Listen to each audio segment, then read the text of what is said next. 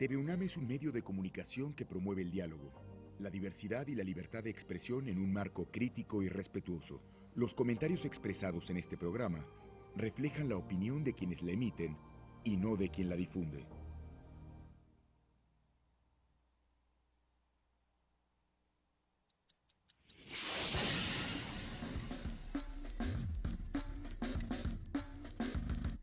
Primer movimiento. El mundo desde la universidad.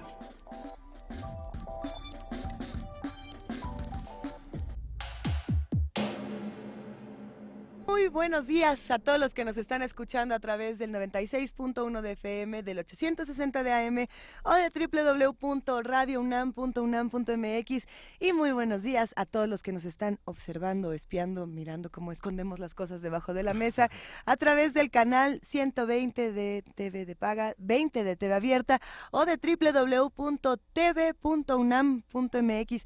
Les damos la bienvenida a la segunda hora de Primer Movimiento. ¿No es así, querido Miguel Ángel Quemain? Luisa Iglesias, buenos días, buenos días.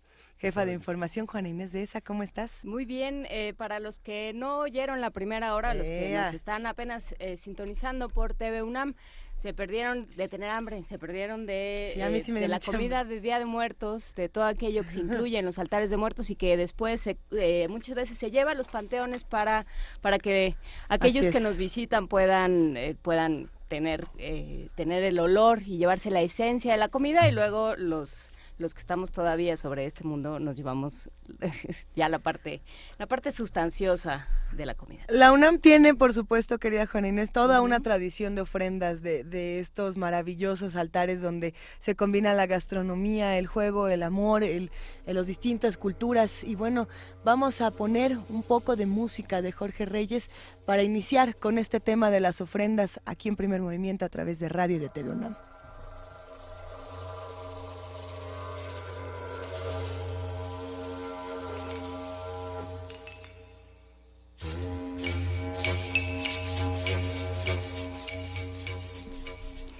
Este es un texto que prepararon Mauricio Rodríguez Álvarez, Alejandro Ortiz Stern y Emiliano López Rascón para recordar los 20 años del Festival Universitario de Día de Muertos y la Omega Ofrenda en la UNAM. En 1997, estudiantes de varios años de la Facultad de Medicina se juntaron para participar en las elecciones para el Consejo Técnico de esa facultad, en un grupo que llamaron el Círculo Casimiro Liceaga, en recuerdo al primer director que tuvo esa escuela en 1833. Más allá de lo que le dio origen al grupo, la convivencia y el trabajo cotidianos dieron pauta a algo más que el activismo político, y aquellos galenos en ciernes lograron concretar varias actividades culturales que enriquecieron la vida universitaria, entre ellas la primera mega ofrenda de la UNAM. Tomando como base un evento realizado en 1919 por los doctores Ignacio Chávez y Gustavo Vaz, entonces estudiantes, el Círculo Casimiro Liceaga decidió llevar a cabo la ceremonia del cadáver anónimo, que entre otras cosas serviría de marco para la premiación de un concurso de poesía, cuento y ensayo abierto a todos los estudiantes de medicina de la Ciudad de México, cuyo tema central fue la experiencia de la muerte y/o el trabajo con cadáveres humanos en medicina. Esto con la idea de cultivar el espíritu humanístico en la medicina y rendir tributo a los colaboradores anónimos que con su cuerpo contribuyen al avance de la misma. La convocatoria estuvo abierta de abril a septiembre de ese año, y al cierre de la misma se recibieron 54 trabajos que fueron revisados por el jurado calificador, entre quienes destacaban Elena Poniatowska en la categoría de poesía, Ángeles Mastretta y Bruno Estañol en cuento, y Rui Pérez Tamayo y Johannes Borgstein en ensayo. El póster se ilustró con la famosa fotografía de Manuel Álvarez Bravo, Mano que da. A propósito del concurso y su logística, se buscó apoyo en la oficina del programa En Pleno Uso de Tus Facultades, de la Dirección General de Atención a la Comunidad Estudiantil, entonces de GACE, de la UNAM, para la difusión de la convocatoria y parte de lo que se daría de premio a los ganadores. En una de las reuniones con esa dirección se planteó la idea de realizar, a la par de la ceremonia del cadáver anónimo, proyectada para el 14 de noviembre de 1997, una ofrenda de muertos itinerante que recorriera varias escuelas y facultades del campus y que culminara en la Facultad de Medicina. En ese momento la propuesta no tuvo mucho eco. Sin embargo, en el siguiente encuentro la idea se fue puliendo y definiendo con claridad, y bastaron un par de reuniones más para definir el formato de lo que sería un festival estudiantil de Día de Muertos, que entre sus actividades estaba la de crear una ofrenda monumental en la explanada de la Facultad de Medicina, que no sería itinerante por cuestiones obvias de logística, cuyo diseño estaría a cargo de la Escuela Nacional de Artes Plásticas y en la cual participarían con espacios predefinidos las escuelas y facultades que estuvieran interesadas. El llamado al festival encontró buen recibimiento en toda la comunidad. La coordinación corrió por parte de la Dirección General de Atención a la Comunidad Estudiantil y poco a poco el número de interesados creció tanto como la lista de actividades paralelas: artes plásticas, teatro, danza, paneles de discusión, lectura en voz alta, conferencias, proyecciones y música conformaban la agenda. Finalmente la instalación comenzó el viernes 31 de octubre. Una vez delimitados los espacios para las ofrendas, comenzó a llegar el color a los altares y el aroma del copal y las flores. Por un lado, la explanada de la Facultad de Medicina se cubrió de veladoras, fotografías y papel picado, y hacia el final de la tarde no cabía una calavera más. En las explanadas vecinas había carpas, foros, pantallas y altares esculturas. Aquella primera noche los vivos abarrotaron el lugar, hubo flashes y se construyeron 1000 historias, hubo recuerdos y comenzó así un festival de conmemoración y reflexión sobre la muerte. Durante los siguientes días el festival se mantuvo vivo, los eventos programados se fueron cumpliendo y las ofrendas fueron visitadas por miles, que prácticamente abarrotaron cualquier actividad. Fue la chispa que encendió las veladoras, era la llegada de una tradición viva a la ciudad universitaria. El concurso tuvo sus ganadores y los premios se entregaron en el marco de la ceremonia del cadáver anónimo, en el auditorio Raúl Fournier de la Facultad de Medicina, el 14 de noviembre de 1997.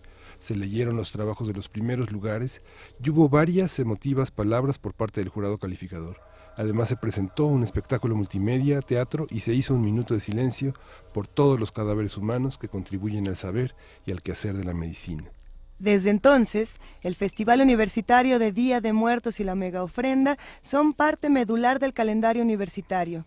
En 20 años han habido muchos cambios en cuanto a la sede, el número de ofrendas, altares, foros y eventos alternos, esculturas, espacios de creación artística. Ya no solo participan entidades de la UNAM, sino que se han sumado a la convocatoria diversas escuelas del sistema incorporado, así como otras universidades e instituciones educativas. Con el paso de los años, la mega ofrenda de la UNAM sirvió como ejemplo y provocó que el esfuerzo se replicara más allá del campus de Ciudad Universitaria, en versiones propias de ofrendas y festivales en la Ciudad de México y en otras universidades e instituciones educativas. En los últimos años, la mega ofrenda se ha llevado a cabo en la Plaza de Santo Domingo, en el Centro Histórico de la Ciudad de México, y son muchos los sectores que participan en ella. México se distingue por el notable arraigo de sus costumbres. El Festival Universitario de Día de Muertos y la Mega Ofrenda reafirman a nuestra universidad como espejo y reflejo de ese México atávico, capaz de darle un toque contemporáneo a las tradiciones que por siempre se han celebrado en esta tierra. Los sabores, aromas, cantos y recuerdos coloridos de la Mega Ofrenda evocan y convocan a vivos y muertos. Que la experiencia perdure y las nuevas generaciones abracen y hagan suya esta tradición universitaria. 20 años del Festival Universitario del Día de Muertos y la Mega Ofrenda de la UNAM. Un texto de Mauricio Rodríguez Álvarez, Alejandro Ortiz Stern y Emiliano López Rascón.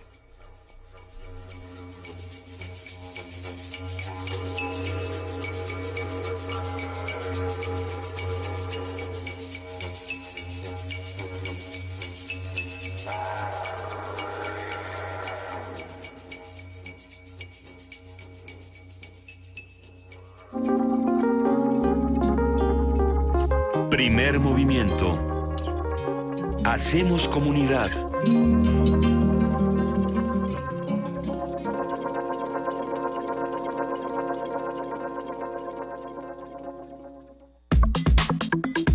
Nota del día. En México asociamos la muerte con una figura vestida con una túnica negra, cuyos huesos sobresalen de su atuendo, o con la famosa Catrina, personajes que nos llevan al más allá. Los mexicanos la nombramos de diferentes formas: huesuda, dientona, calaca, flaca o pelona. Alfredo Ávila ya nos dijo que la interpretación que tenemos de la Catrina, según Posada, tendría muchas interpretaciones y muchas más burlonas que otras, pero sí, la retomamos constantemente, y esta relación con la muerte se expresa de diversas formas en el arte, cuyas obras se han encargado de difundir la cercanía de los mexicanos con el fin de la vida. A la muerte la convertimos en pan o en calaveritas de azúcar, y es el pretexto para escribir rimas dedicadas a los que queremos, admiramos o denostamos. En el laberinto de la soledad, Octavio Paz escribió: la muerte nos venga de la vida, la desnuda de todas sus vanidades y pretensiones y la convierte en lo que es, unos huesos mondos y una mueca espantable. En otras culturas, la muerte es personificada de distintas maneras. Para los bretones, por ejemplo, la muerte tiene el aspecto de un hombre vestido de negro que usa un sombrero de ala ancha y vaga por el mundo buscando almas para llevarlas en su carruaje al inframundo. En Japón existe la creencia de que cada persona cuenta con una vela que determina la duración de su vida, mientras que para el judaísmo la muerte es representada como un ángel con 12 alas, con el cuerpo cubierto de ojos y con una espada que utiliza para poner bilis en la boca de sus víctimas, haciéndoles probar el sabor de la muerte antes de llevárselas. Vamos a platicar sobre los mitos de Día de Muertos, para qué sirven, de dónde vienen y qué lugar tienen en el mundo de hoy.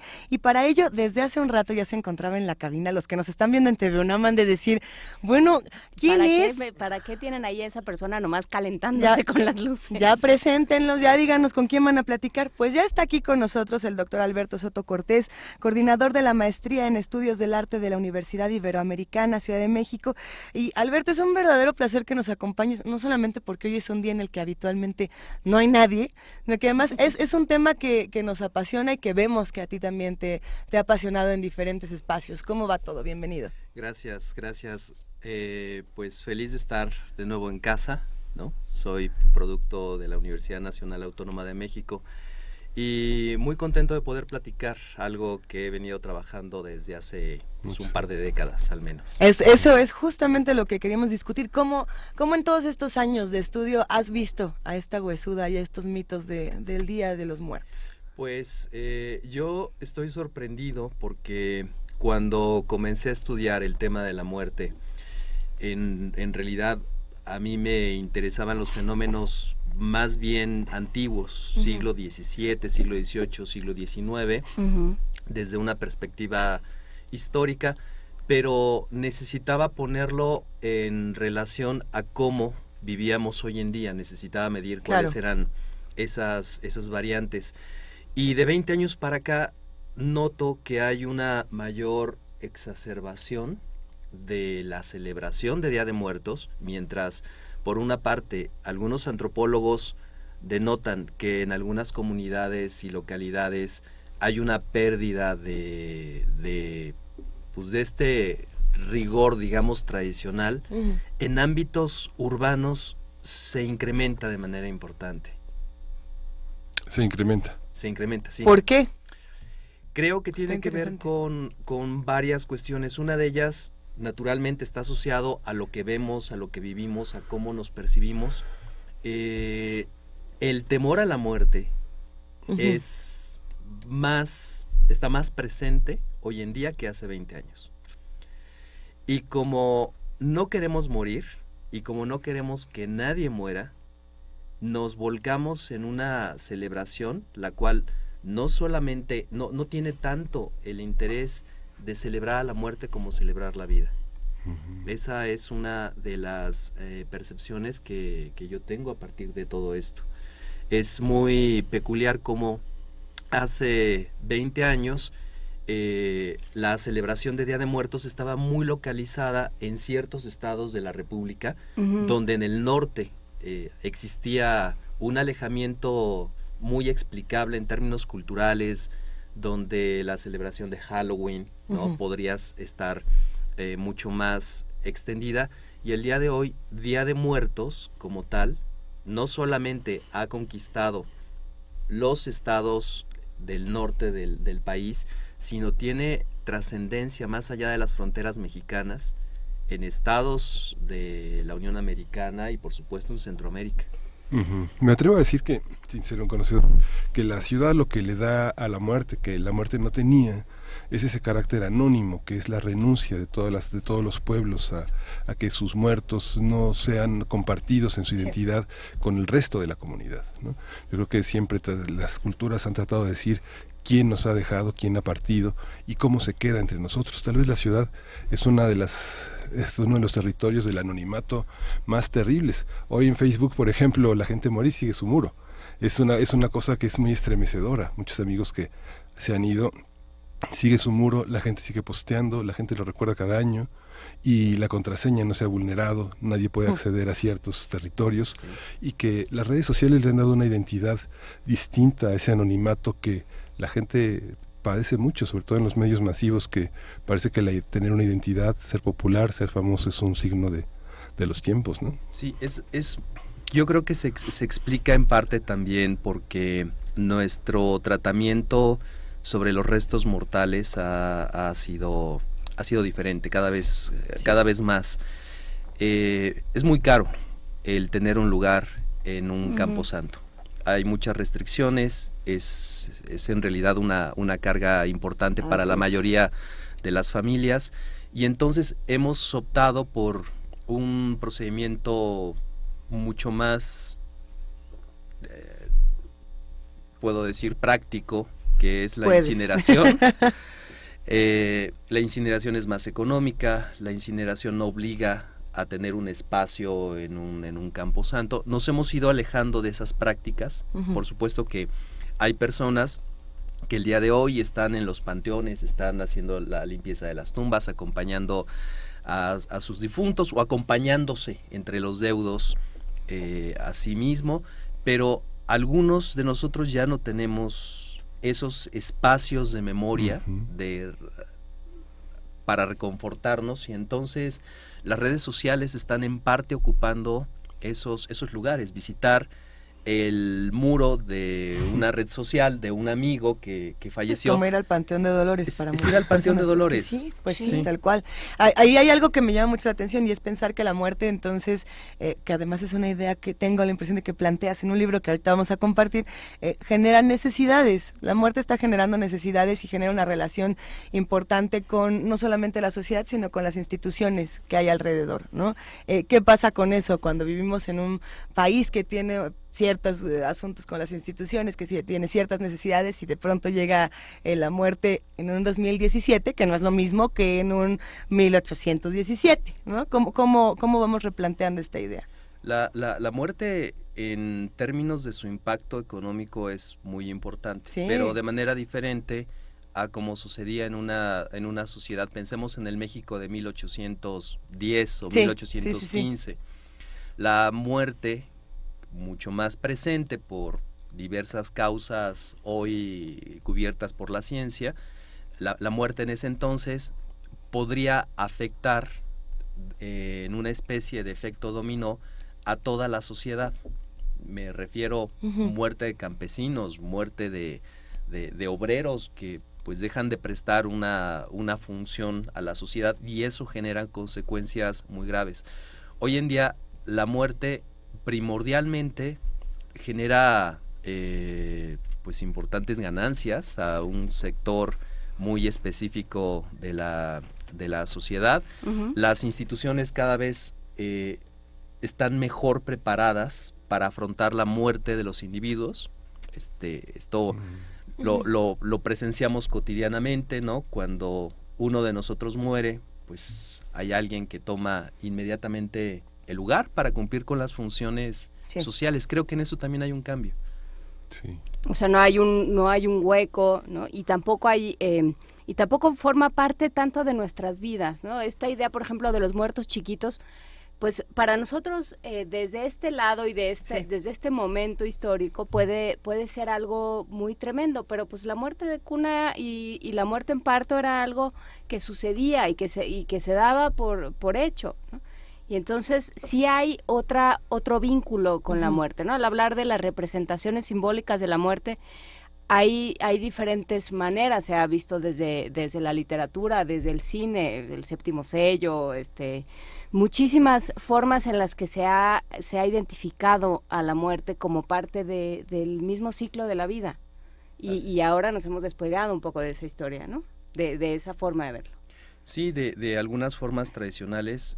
Muchos jóvenes el día de hoy, cuando ven estas pinturas de niños muertos, fotografía que todavía en algunas comunidades del país se acostumbra que cuando fallece un familiar, puede ser niño, puede ser adulto, la familia se toma una fotografía con el cuerpo. Todos muy bien vestidos, ¿no? Sí. Es parte de esta tradición de que todos se arreglan mucho al pequeño o a la pequeña. Exactamente. Eso se va desplazando, va perdiendo sentido. Quizás los jóvenes pueden pensar que eso es extremadamente macabro, ¿no? Que es extremadamente morboso, pero en realidad son formas distintas de afrontar y de mantener ese vínculo con ese individuo. A lo mejor un joven el día de hoy tiene una forma distinta de mantener el vínculo. En aquel entonces, el guardar estas imágenes, inclusive el conservar objetos, ¿no? Casi como reliquias, era algo muy importante. Pero ahí entra algo interesante también, y es pensar, lo hablábamos al principio del programa en la primera hora, en la parte, digamos, occidental y en la parte oriental, en las diferentes concepciones y en las diferentes fiestas que tenemos de la muerte. Cuando llegan, por ejemplo, me quedo pensando, llegan los españoles aquí a lo que no era México todavía, pero bueno, y se encuentran con todas estas tradiciones. ¿Qué pasa? ¿En qué momento hacemos esta mezcla y decimos, bueno, esta es la interpretación que se tiene en México de la muerte, esta es la interpretación europea que se tiene, y ahora vamos a contrastarla con una visión completamente distinta? Pongamos ejemplo, ¿cuál? La japonesa, o ¿qué otra estábamos diciendo? La tailandesa, fuera del aire, ¿no? También la china, sí. La china. ¿Qué pasa entonces? ¿Cómo es esta combinación y cómo sigue siendo?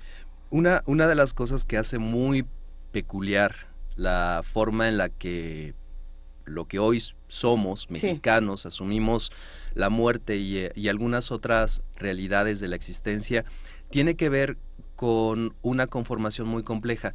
Siempre hablamos en términos de pueblos indígenas, como si estos pueblos fueran iguales, y los europeos, los españoles.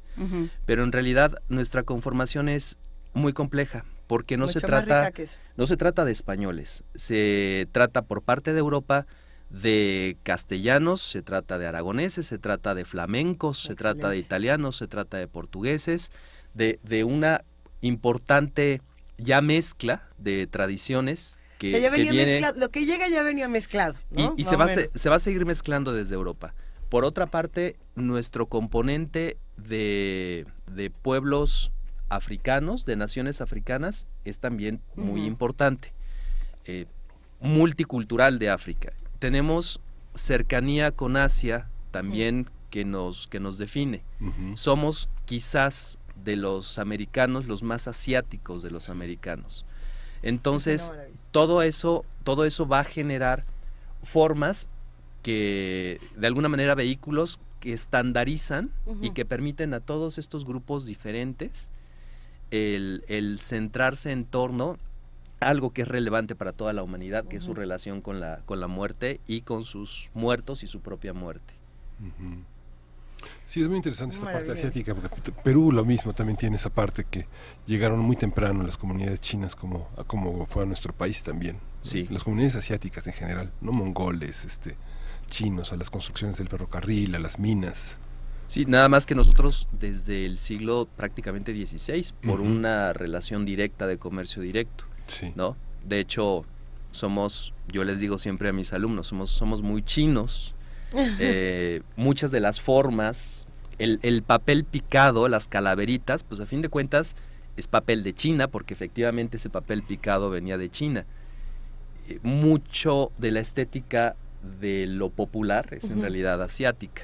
Sí, hablábamos fuera del aire con Miguel Ángel de estas ofrendas muy similares a nuestros altares de muertos que se ponen cuando muere alguien en China, y que tienen estos crisantemos que nosotros llamamos cempasúchil y que son tan asiáticos también, tan presentes en la cultura asiática, y tienen crisantemos y tienen este papel picado, tienen las velas, tienen el elemento de color, que yo creo que es de lo más interesante de los altares, y hay esta idea de es para Miguel Ángel me decía, eso es para lanzarlos, digamos, al otro mundo, para impulsarlos al otro mundo. Nosotros las usamos para traerlos de vuelta, para digamos, acercarlos hacia nosotros.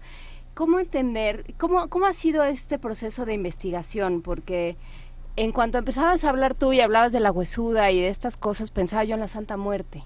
Entonces, ¿cómo ha ido cambiando tu proceso de investigación? ¿Cómo la realidad te va complicando y te va poniendo el proceso de investigación cambiado?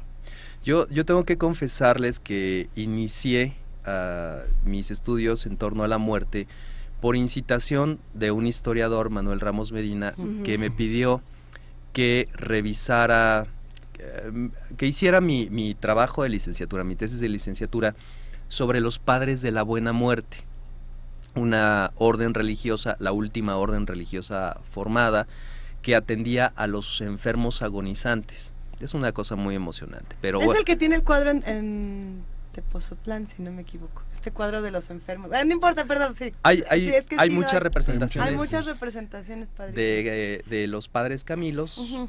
Son muy característicos porque tenían en su manteo una cruz roja. De hecho, hay una historia que asocia la cruz roja de los padres con el uso de la cruz roja como símbolo de salvación corporal, porque ellos salvaban el alma y entonces en algún momento se metió todo esto.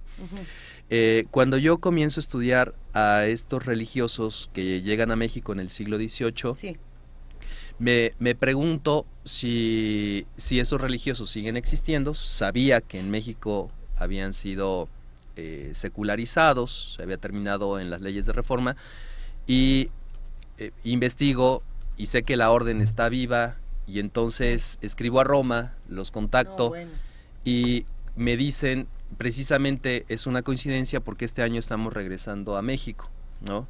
Después de muchos años regresamos a Guadalajara, y ahora ha cambiado la forma en la cual nosotros nos involucramos con los agonizantes, porque pues en el siglo XVIII era la peste bubónica, era la viruela. Ahora lo que estamos trabajando son enfermos básicamente de VIH, ¿no? Acompañamos enfermos de VIH. Sí. Y ahora pues estudiamos enfermería o estudiamos medicina. Entonces las conexiones entre estudiar la muerte en el siglo XVIII y el siglo XXI son siempre naturales, ¿no? Tenemos que ver al pasado para entender un poco dónde estamos en este momento. Ahora que comenta de Manuel Ramos, bueno, dirige todavía está en el Centro de Estudios de Historia de México. Así es. Él es un gran archivo que tiene Carso a su cuidado y que Manuel hizo con Monsiváis un libro que todavía está a la venta, que circula todavía en estas tiendas de Sanborns, que es un libro extraordinario sobre la muerte niña. Sí. Sobre la muerte y la iconografía de la muerte de niños en México. Es un libro de cerca de 300 páginas, hermosísimo, casi tamaño oficio. Con unas ilustraciones y un archivo que llevó años hacer, más de 10 años de recoger esas fotografías, ¿no? Así es, sí, efectivamente. Tenemos por aquí algunas imágenes que sería interesante compartir en redes, a lo mejor, que justamente son estas imágenes de religiosas relacionadas con la muerte. Bueno, yo tengo una aquí, estoy segura de que la has de conocer, Alberto. Es precisamente esta se llama Tomás Mondragón, un retrato de Francisco de Borja, atribuido al pintor Alonso López de Herrera. Es esta mujer que es mitad mujer, mitad esqueleto. En un momento más se las comparto. Que lo que despiertan es mucha curiosidad. Muchas personas no saben de dónde vienen estas imágenes, quién las pintó, por qué aparecen en diferentes conventos, en diferentes museos. También teníamos otra por aquí porque esta representación o sea, es muy curioso. Si uno va, por ejemplo, a Tonancintla y se encuentra con este momento vertiginoso, ¿no? Lleno de color, lleno de formas, el horror vacui desde el mundo indígena y desde el mundo católico, que hacen ahí una explosión como un Big Bang rarísimo. Entonces ahí está la muerte de muchas maneras. ¿Cómo se representa la muerte desde el mundo indígena y cómo se le representa desde la contrarreforma? Porque ya el otro día hablábamos de la reforma protestante, aprovechando el aniversario, y eso obliga a representar a la muerte de muchas formas. ¿Cómo se les representa? ¿Qué es lo que encontramos en imágenes y demás? Bueno, hay una inmensa cantidad de imágenes, de composiciones que remiten a la muerte. Algunas son muy claras, como la que nos muestra, la que nos están mostrando, y esas comúnmente pueden tener una leyenda que dice, este es el espejo que no te engaña, ¿no? Donde puede ser una persona que está muy ricamente ataviada, la mitad de su cuerpo, y la otra mitad es una calavera. Y lo que está invitando es a la reflexión de que todo eso, todos esos anhelos, todos esos enojos, frustraciones, pero también de alguna manera arrobamientos con cuestiones materiales, no son más que vanidad, porque el camino está extremadamente claro, ¿no? La muerte va a llegar más temprano que tarde, y entonces son invitaciones para que los cristianos pongan en orden su vida, ¿no? Mantener la vida. Estas imágenes asociadas con otras, donde pueden ser personas que están sujetando una calavera, o hay muchas de sacerdotes que se están viendo a un espejo y lo que el espejo los devuelve es su calavera, ¿no? Tienen que ver con esto, el bien morir. Para bien morir hay que bien vivir. ¿Qué significa bien morir? Significa tener arreglada la vida, significa no deberle nada a nadie y no tener ningún tipo de aprehensión. Está naturalmente muy asociado a las percepciones religiosas preconciliares, donde uno puede llevar una vida muy buena, pero condenarse por cualquier cosa. Por ejemplo, una persona que tiene un hombre, estoy pensando en un hombre que tiene una esposa a la que quiere mucho, esa esposa lo quiere mucho, y le llega una enfermedad, y este hombre en el último tránsito de su vida le dice: adiós, ¿por qué me estás haciendo esto? ¿No? ¿Por qué me castigas de esta forma? Y ese hombre que fue muy bueno, por ese simple pensamiento, por esa aprehensión, puede tener una consecuencia, ¿no? O todos aquellos que creen que aportando dinero para obras de la iglesia van a encontrar la salvación, no. El que puede encontrar la salvación es aquel que hace la misma vida de sufrimiento y padecimiento que Cristo. Eso es lo que esas imágenes tratan de hacer y de enseñar. Y en el mundo real y en el mundo práctico, una imagen que nosotros hoy en día vemos en una iglesia, en un museo, son objetos muy caros en su construcción, en el momento en el que fueron ordenados. Y no sería raro que una persona que no puede disponer de estos vehículos pudiera tener una estampa, ¿no? Que son mucho más económicas, pero incluso una calavera real. Antes los cementerios tenían los llamados osarios, donde se iban ordenando las calaveras y todas las y se iban poniendo en las paredes. Se iban poniendo. Como Zompantli, pero... Sí, y donde limpias, ya naturalmente pero burocrático. muy Zompantli, pero burocrático. Y donde con la debida autorización de un párroco se podía ir y sacar prácticamente una del almacén para tenerla y entonces dedicar un tiempo a la meditación al respecto de qué estoy haciendo con mi vida, ¿no? A ver, pero entonces aquí lo que ya estamos viendo es que hay muchas interpretaciones y muchas relaciones con la muerte. Tenemos la artística, donde uno toma Yorick y reflexiona y limpia su cráneo, pero también tenemos la ritual, y no solamente es la de poner ofrendas y de hablar de los Zompantli, sino también la ritual que decían de la Santa Muerte, de la santería, de los paleros que se llevan los huesos y los usan para sus propias cosas, como tenemos la humanista, ¿no? Toda esta otra parte casi erudita de cómo tenemos que interpretar la muerte, el bien morir, el mal morir, el todo, el vivir, el bien vivir. ¿Qué pasa con todas estas relaciones? Actualmente, ¿cuáles son las más importantes? ¿O ya somos una combinación exótica de todas? Yo creo que somos una combinación de todas, todo. Porque una familia mexicana promedio, no voy a establecer cuál es el promedio, porque de ahí tenemos muchas dudas, pero ahí es otra combinación. Pudiera ir a misa un domingo en la mañana. La misa en realidad es una preparación para la muerte, ¿no? Y es ordenarte periódicamente. Y es un recuerdo de la muerte también, estás presente una vez más en el sacrificio de Cristo. Y en la esperanza de que no vas a morir dos veces, porque tu alma se va a salvar. Y de ahí te vas a celebrar la vida con un desayuno. Y de ahí te vas a ver una película de terror, que en realidad una película de terror es igual un exorcismo en contra de la muerte horrorosa, ¿no? Entonces estamos siempre en una serie de relaciones, de consumos, en torno a la muerte. Ya ya muy compleja. No creo que existan purismos al respecto. Pero la muerte también relacionada con la religión, o sea, la muerte agarrada de la religión y no de la ciencia. Pensando, por ejemplo, en si hoy, 2 de noviembre o del 31 al 2, alguien dijo, yo quiero hacer maratón de películas de terror, si uno se pusiera a hacer el mapa de las películas de terror que gustan en México, no son las de zombies, no son las de vampiros, no, son las de los muertos y las de los diablos. En nuestro país tenemos esta tradición de el exorcista, el poseído, el que llegó la calaca y se lo llevó, el del fantasma. Tenemos una relación muy profunda con la religión de la que no nos hemos despegado y no nos vamos a despegar, o sí, o... No creo que suceda, ¿no? Porque independientemente, y esto me lo he compartido con no católicos mexicanos, las asociaciones culturales con los religiosos son muy profundas, sí, ¿no? Por ejemplo, Guadalupe, ¿no? O bien la muerte como representación cristiana.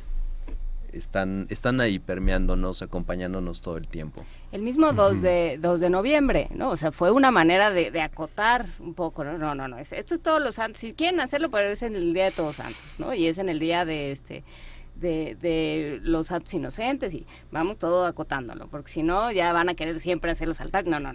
O sea, desde ahí hay una serie de cosas que está marcando la tradición religiosa, sí, ¿no? Y la misma concepción también pictórica, icónica, también pasa por ahí, ¿no? ¿Cómo, por dónde va seguido tu investigación? Empezaste con estos padres de la buena muerte, y ¿hacia dónde has ido? Es que no para nunca. No para nunca. Estamos preparando ahorita un libro que tiene que ver con los padres de la buena muerte, ya mucho más completo, con revisión de muchos archivos, de muchas fuentes visuales, tratando de unir precisamente pues distintas percepciones, pero también intentando generar una explicación que sea trascendente en el presente. Me refiero a que un lector haga también al mismo tiempo sus propias conclusiones sobre cuál es el impacto que tiene en nuestras vidas el tema de la muerte, el por qué no resolvemos algunos asuntos que creo que debemos de resolver como sociedad, como es la representación de la muerte violenta en los medios de comunicación, ¿no? ¿Qué hacer con ello? ¿Qué hacer con ello? ¿Qué hacer con los que piensan que tienen muertos pero nunca los han visto? Exactamente. Con los que los van buscando todos los días. O con la persona que un día sale de su casa, llega al kiosco de periódicos o a la esquina donde está el vendedor y ve una fotografía no censurada de un familiar, de un amigo que ha sido víctima de la violencia, ¿no? Ese tipo de cuestiones creo que son también muy relevantes. Hay un libro del doctor Alberto Soto Cortés que compartíamos ayer, que Luisa compartía con nosotros. Así es. Reina y Soberana, una historia sobre la muerte en el México del siglo XVIII, publicado por la UNAM, y en un gran capítulo, en la segunda parte del libro, están los modos de morir. Esos modos de morir del siglo XVIII que estudiaste, Alberto, ¿cómo contrastan hoy con los modos de morir? Digamos, hay muchas celebraciones, parte de la mega ofrenda ha sido este contacto, este lazo entre los muertos y los vivos con el tema del sismo, ¿no? Sí. Y diversos reportajes de Animal Político que comentamos aquí sobre la necesidad de ponerle nombre y apellido a los muertos, y saber cuántos son y quiénes son. ¿Cómo lo ves? ¿Cómo estos modos de morir han cambiado en un estado laico, en un mundo de leyes, en un mundo menos emotivo? Sí ha cambiado naturalmente, ha cambiado la forma en la cual estamos organizados socialmente. De entrada era casi imposible no participar de la muerte del vecino cuando pues, era en la casa donde se celebraba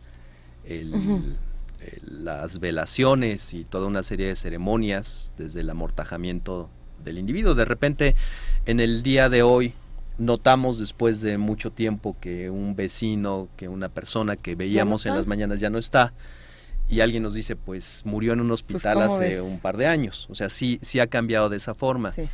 Estamos ahora mucho más determinados por los medios de comunicación, y la muerte de un famoso, muchas veces un famoso cuyo nombre conocíamos pero cuya obra desconocíamos, Ujú. se convierte en un asunto social importante y esta otra muerte cotidiana no. O bien, como decían ustedes, los nombres en ciertos eventos tienen cero importancia, ¿no? Son sencillamente víctimas y víctimas y víctimas Números. y víctimas, Ujú. números, y carecen de una personalidad, mientras otros sí, ¿no? Con respecto al sismo, yo realmente estaba feliz de que se mantuviera la dignidad de las personas que habían fallecido, intentando que no salieran imágenes de sus cuerpos. En realidad no hay ninguna necesidad, pero al mismo tiempo sí de otros fallecidos en otros eventos, pues cotidianamente las podíamos ver el mismo día, ¿no? Como un contraste curioso. Eso creo que en términos generales ha variado. En el siglo XVIII hay feminicidios, Así es. pero en el siglo XVIII no tienen la... No se llaman la así. No se llaman así, y hay una enorme cantidad de posibilidades de exculpar, ¿no?, a un Sí. feminicida, ¿no? Ahora creo que estamos también en una dirección diferente, en este caso para mejor, aunque no solucionamos el asunto de los feminicidios. ¿Y qué pasa en un momento en el que cambia, en el que nos cambia brutalmente, nos aumenta brutalmente el tiempo de vida y se puede extender la vida de manera artificial, por poner en esos términos? ¿Dónde están las discusiones a nivel religioso y a nivel ético y moral dentro de la Iglesia, pensando en estos padres, pensando en muchas otras discusiones que se han dado y pensando en muchos tipos de activismo que se han dado desde diferentes frentes a decir, déjenme morir, ¿no? ¿Qué hacemos con esta buena muerte que Dios no da?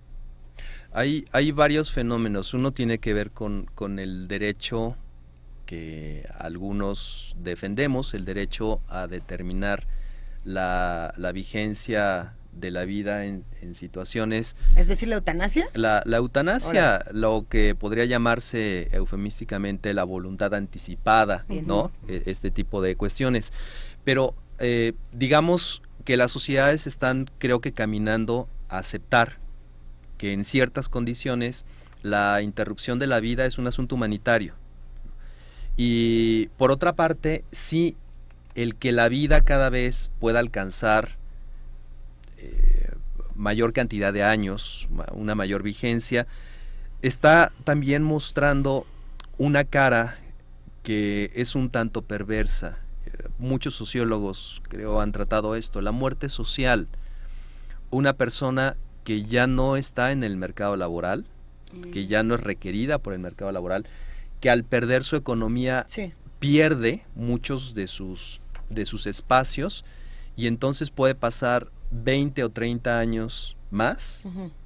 pues en un abandono, en una marginación, en una enorme depresión, ¿no? Como un sujeto relegado socialmente porque no participa económicamente, porque no tiene esa movilidad, ¿no?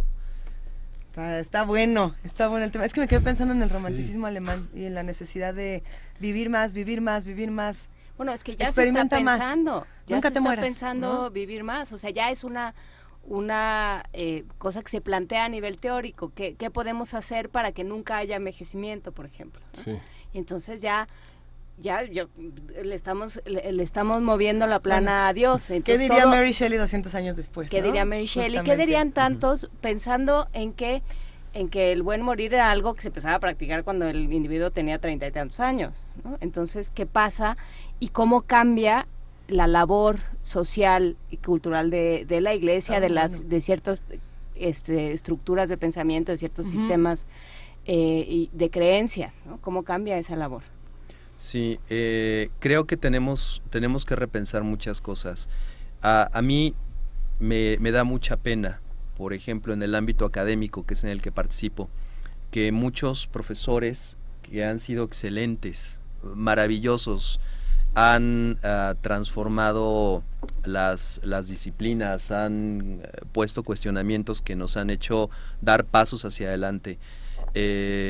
deben de permanecer prácticamente en el ámbito universitario hasta la muerte, porque no tienen condiciones de jubilación justas, porque si no están dentro de la academia entonces ya no son requeridos, ¿no? Entonces sí debemos de tener la conciencia de que vamos a vivir más, yo espero no, pero en términos generales sí se va a vivir más, y que la vida entonces tiene que replantearse, la vida social, la vida jurídica, la vida económica. Esas son las preguntas pendientes que quedan para este tema. ¿Qué va a pasar con la más vida? ¿Y qué decisiones le dejamos a Dios? Que ese es pues cada quien, cada sistema de creencia. Sí, longevidad para qué, ¿no? Ajá.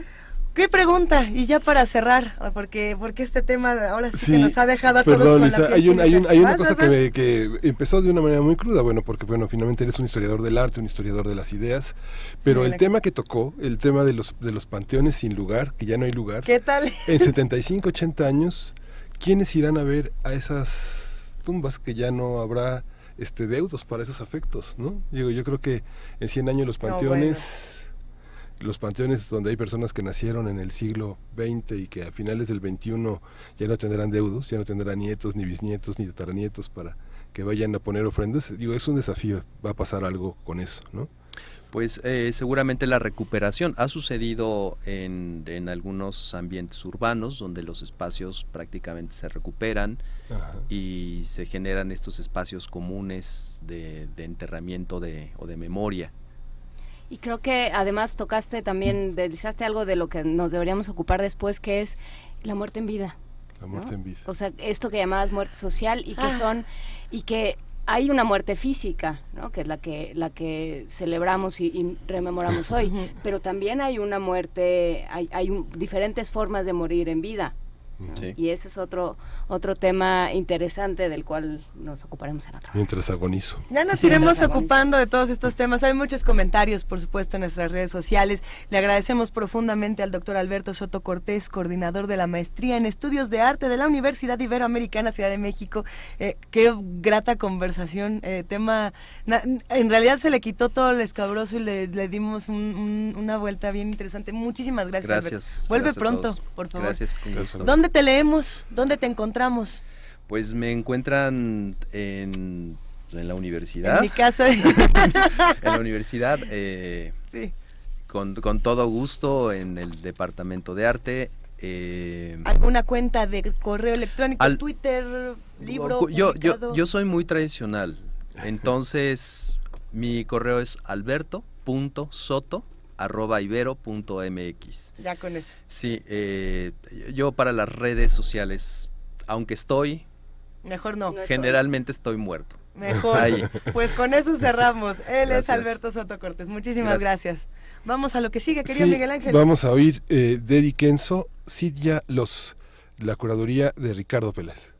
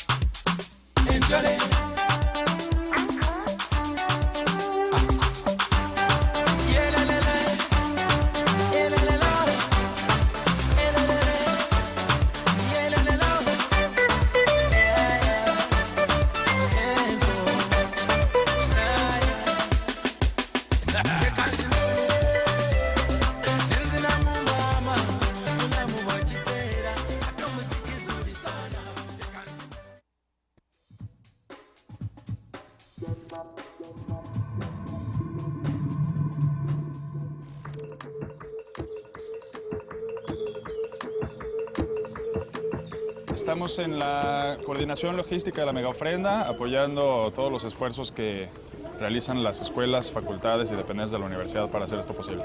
La primera mega ofrenda se montó en 1997 en la Facultad de Medicina y tuvo tal impacto que se vio necesario convocar al resto de las dependencias y facultades a participar de este esfuerzo. En esta ocasión le rendimos homenaje a Diego Rivera en recuerdo de su 60 aniversario luctuoso. Y el 19 de septiembre también hicimos un espacio para que pudiéramos recordar a las víctimas de los dos sismos. También pudiéramos rendir un homenaje a la solidaridad de nuestro pueblo que salió a las calles y participó muy activamente en las labores de rescate y de aprovisionamiento de la gente que se vio afectada. Este barrio, antes de la fundación de Ciudad Universitaria, es el antiguo barrio universitario, así que de alguna forma regresamos a la tradición de la ciudad. Este es un espacio donde surgió el Goya, donde está toda la historia de nuestra universidad. Este es un espacio histórico y también es bueno que la gente sepa que aquí también estuvo la universidad, que tiene presencia todavía, que tiene recintos culturales importantísimos y que nuestros universitarios también vengan al viejo barrio universitario y conozcan todos los edificios que forman parte de la universidad.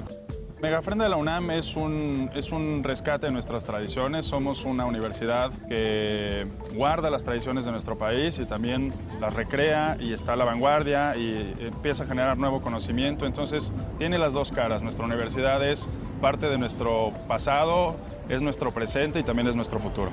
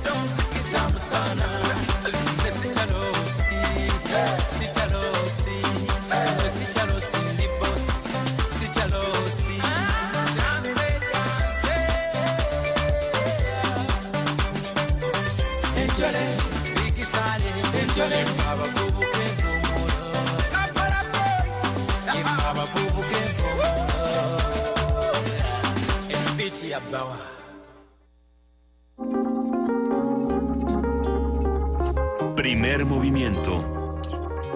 Hacemos comunidad.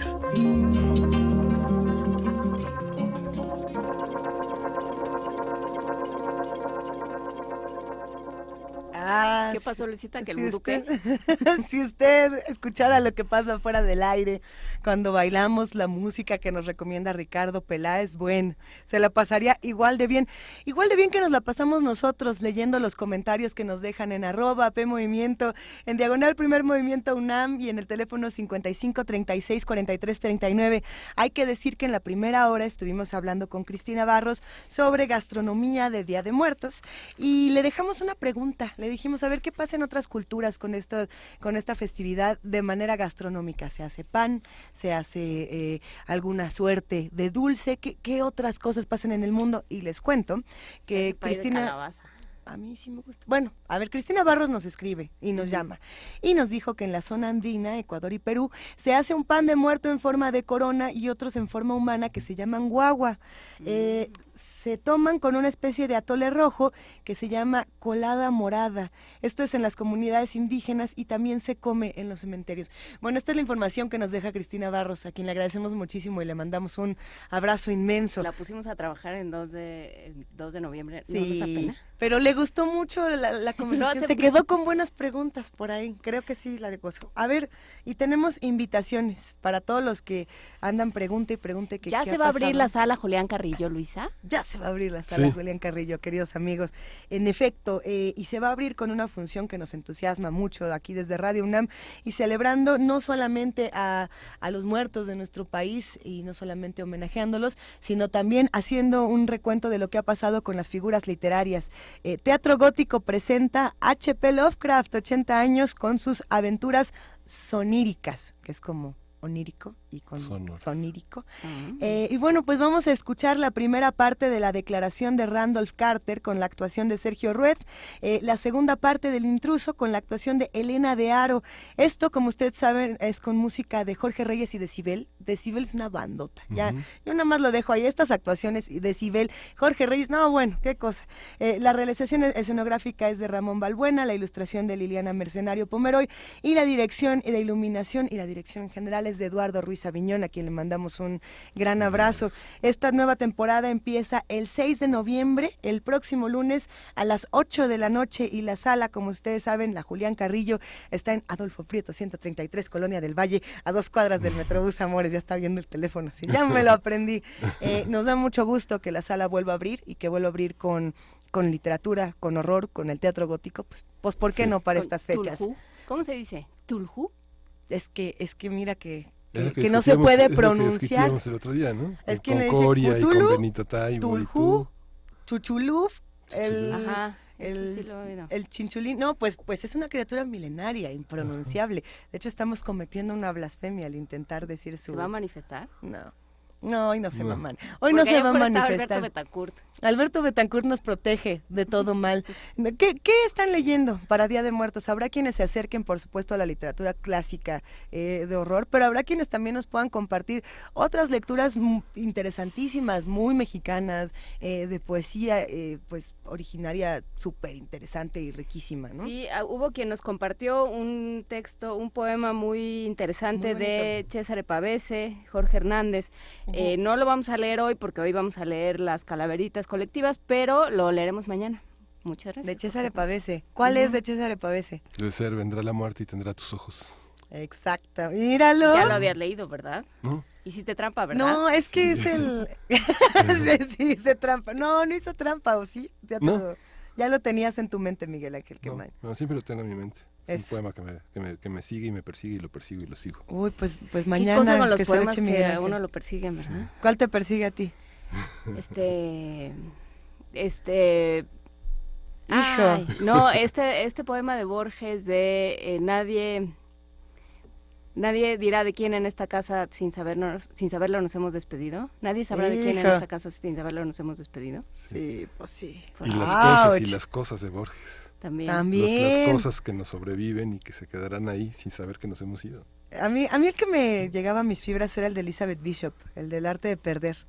El que al final ella se decía misma, ¡dilo! El arte de perder, de que perdía a su pareja. Sí. ¿No se acuerdan que era The art of losing isn't hard to master? El arte de perder no es difícil de obtener. Pierde un reloj, pierde el tiempo, pierde tu casa, pierde tus cuates y así hasta que lo pierdes todo. Sí. Bueno, pues ya con eso para que sigamos. Mira, ya los hice llorar. No lloren. Vamos a una pausa y regresamos a la tercera hora de Primer Movimiento para seguir honrando a nuestros muertos en este programa.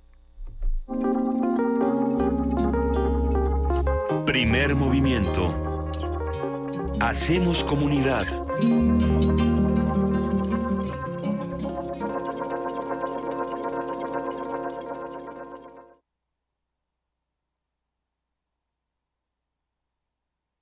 En Facebook como Primer Movimiento UNAM y en Twitter como PMovimiento o escríbenos un correo a primermovimientounam@gmail.com. Hagamos comunidad. Y ya son las 9 de la mañana con 4 minutos de este jueves. Hoy es jueves 2 de noviembre, Día de Muertos. Feliz día para todos los que sí nos escuchan y para los que están dormidos y acurrucados y a lo mejor nos ponen el podcast mañana. También les deseamos un gran día. Esta es la tercera hora de Primer Movimiento con Juana Inés de Esa, Miguel Ángel Quemain y Luisa Iglesias. Buenos días, ¿cómo están? Hola, buenos días, Lisa. Nos volvemos a presentar con los que nos están viendo a través de TV UNAM. Se me olvidó, yo estaba sentada así como Se te olvidó chicharrón. lo de la tele. Acabo de olvidar que estábamos también en televisión.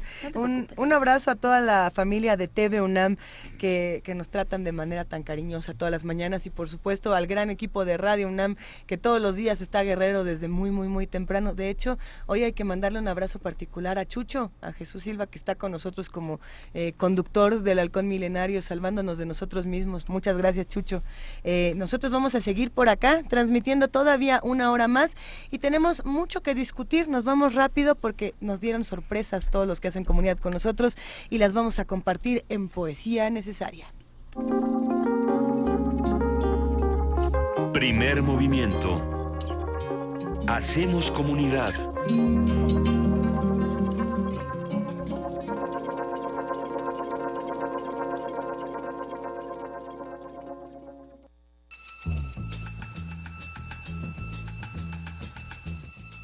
Es hora de Poesía Necesaria.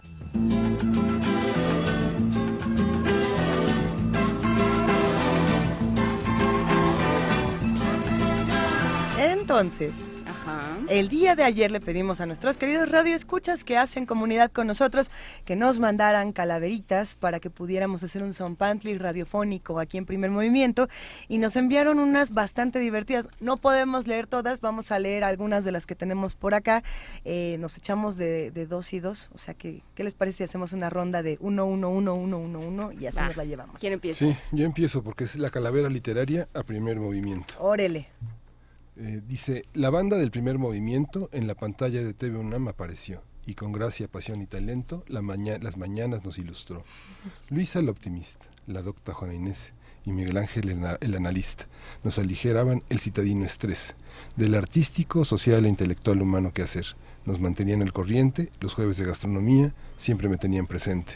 Pronto amainó el afán constitucionario, el protocolo televiso los abismó, el peinado y el maquillaje diario siempre los enfadó, ya reposan en el cementerio, prefirieron perecer ante el obcecado criterio que en la TV parece padecer. ¡Sas! No, bueno, ok, órale pues, es un reto, ahorita le contestamos.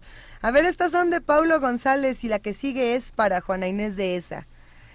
¿Quién tuviera tanta suerte de tenerte tan segura?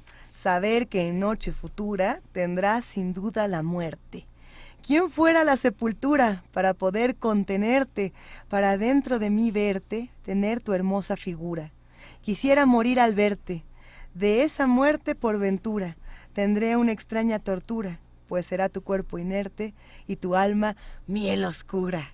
Ándele, wow. Ándele, y todos hacen del otro lado. No. Juana Inés. Está padre. Está buena. Jorge Regasca mandó una calaverita. Por cierto, saludos a todos los del equipo de americano de la UNAM que nos han estado escribiendo para que hablen de nosotros. Van muy bien, están a punto de ser campeones de la UNEFA. Sí. Por lo pronto van en primer lugar, fue lo último que supe. Falta que se coronen como tales, pero váyanos contando cómo van. Para los fogoneros del montón, a mis compañeros del equipo de americano, dice Jorge Regasca, fogoneros infernales contando a los religiosos y a 2 o 3 T/8 se consideran carnales.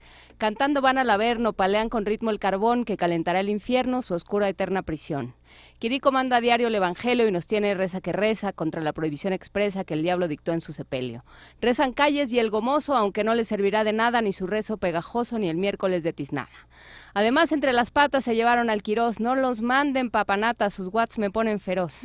Una enfermera, no, esa no la voy a leer. Su Santana dirigió la porra que negra al diablo se cantó, movió con afán la gorra y 7 palmadas contó. Ramoncito escribe poco en el WhatsApp y sin pasión, para evitar que diga el diablo, ¿dónde carajo vas, Ramón? Si la muerte lo permitiera, cuando llegue la ocasión, escribirá el doctor Piñera, fogoneros del montón. ¡Ándele! Dice Jorge Regasca a sus compañeros del equipo de americano. ¡Qué maravilla! ¿Qué otra tenemos por acá, querido Miguel Ángel Quemain? Tenemos la tuya, a ver. Iglesias. Dice, pa' morir hemos nacido y nadie puede negarlo, mas el amor es bandido y nadie puede matarlo. Que el amor lleva a la muerte, dicen algunos poetas, otros dicen que es más fuerte el amor y dan recetas. Ya sea que muramos de amor, si es que hemos de morirnos, o que muertos sin calor podamos allá reunirnos. Luisa, hagamos sinestesia, formemos una religión. Tú serás la bella iglesia y yo seré una procesión. Ay. A cada capillita le llega su fiestecita. Écheme una catedral, por favor. Esta también nos la mandó Paulo González, le mandamos un abrazo. Y también te manda una a ti, Miguel Ángel, ahí te va, A ver, Para Miguel Ángel yo me sigo riendo de la otra, ¿verdad? Dice, Miguel Ángel es un nombre que tiene mucho prestigio, más que a la par que le asombre, yo lo dudo, buen amigo. Un día ya la entrevistaste, aunque tú no lo supieras, y una cosa olvidaste que recuperarás cuando mueras. Desde entonces va rondando a tu alrededor, camina lento, y cada día estás esperando a que hagas tu último movimiento. Ándele. Tengo una cita en Samarcanda. Hijo, está buena, gracias a Pablo González. Y Adrián Pérez Cruz mandó una calaverita nacional.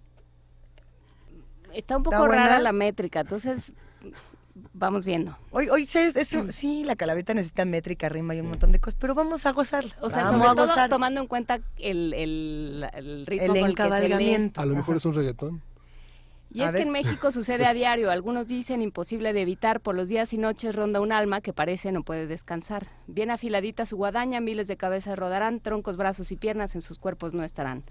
Garbancera fatigada no descansas, de cientos de tumbas cavar, sean sepulcros o 1000 fosas, en este país nos da igual. Aquí no encontrarás más salario por tu interminable labor. Según dicen los que saben, solo causaría inflación. Mexicanos e inocentes, estudiantes para el hoyo ya no tienen distinción. Políticos, militares y narcos son tu amable y distinguida asociación.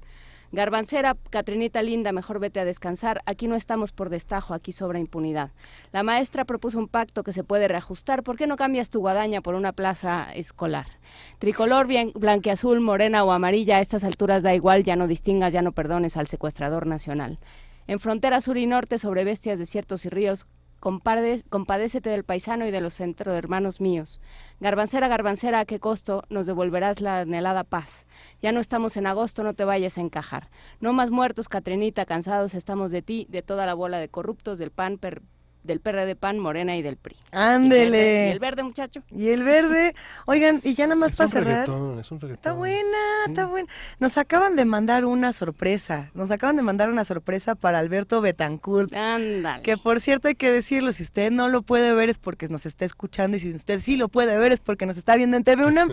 Alberto Betancourt ya está preparándose aquí para los mundos posibles y Armando Roa Béjar le ha dejado la siguiente calaverita. Alberto Betancourt murió como Sandino y el Che, pero contento sonrió porque ahora a diario los ve. Los que quedamos con vida ya quisiéramos morir, en esta tierra jodida ya no queremos vivir. Otro mundo es posible, los muertos lo saben bien, porque pasaron también por este mundo terrible. Y pues con esta nos vamos. Ay, ¿no puedo leer la mía? Ay, sí, échate otra. Bueno, entonces no nos vamos. La de Radio UNAM. Sí. Que por cierto, si usted visita Radio UNAM, que ya se puede visitar venturosamente, puede ver nuestro altar de muertos y las diferentes manifestaciones artísticas y literarias. Cuando dices la tuya es la que escribiste tú. Ajá. Ah, ok, excelente. Es que yo Sí. o la que te escribieron a ti. No. Ah, ok. Como tiene buena voz y su presencia no es mala, la Calaca una mañana se presentó en Radio UNAM. No quiero estacionamiento, declaró mientras abría la puerta con la valía de quien tiene una misión. Yo solo quiero cantar, ya de perdis contar chistes, pues me pone rete triste toda su programación. Pura música de muertos sin ofender a mis clientes, con chillidos estridentes y sin letra ni sabor. Y cuando hablan peor tantito, cuentan pura cosa horrenda, que si el PRI, que si Morena, que nomás se pone peor. Así decía la pelona ya plantada en la terraza. Si me aceptan en su raza, les ofrezco algo mejor. Que Schubert, ni que 8 cuartos, cero reforma fiscal, ni teatro experimental, ni libritos, por favor. Ya chole con los huicholes, basta con la obesidad. En Radio Universidad se requiere un testerión. Después de hacerla cansada con todo su plan la malora, si me nombran directora, pongo puro reggaetón. Primer movimiento.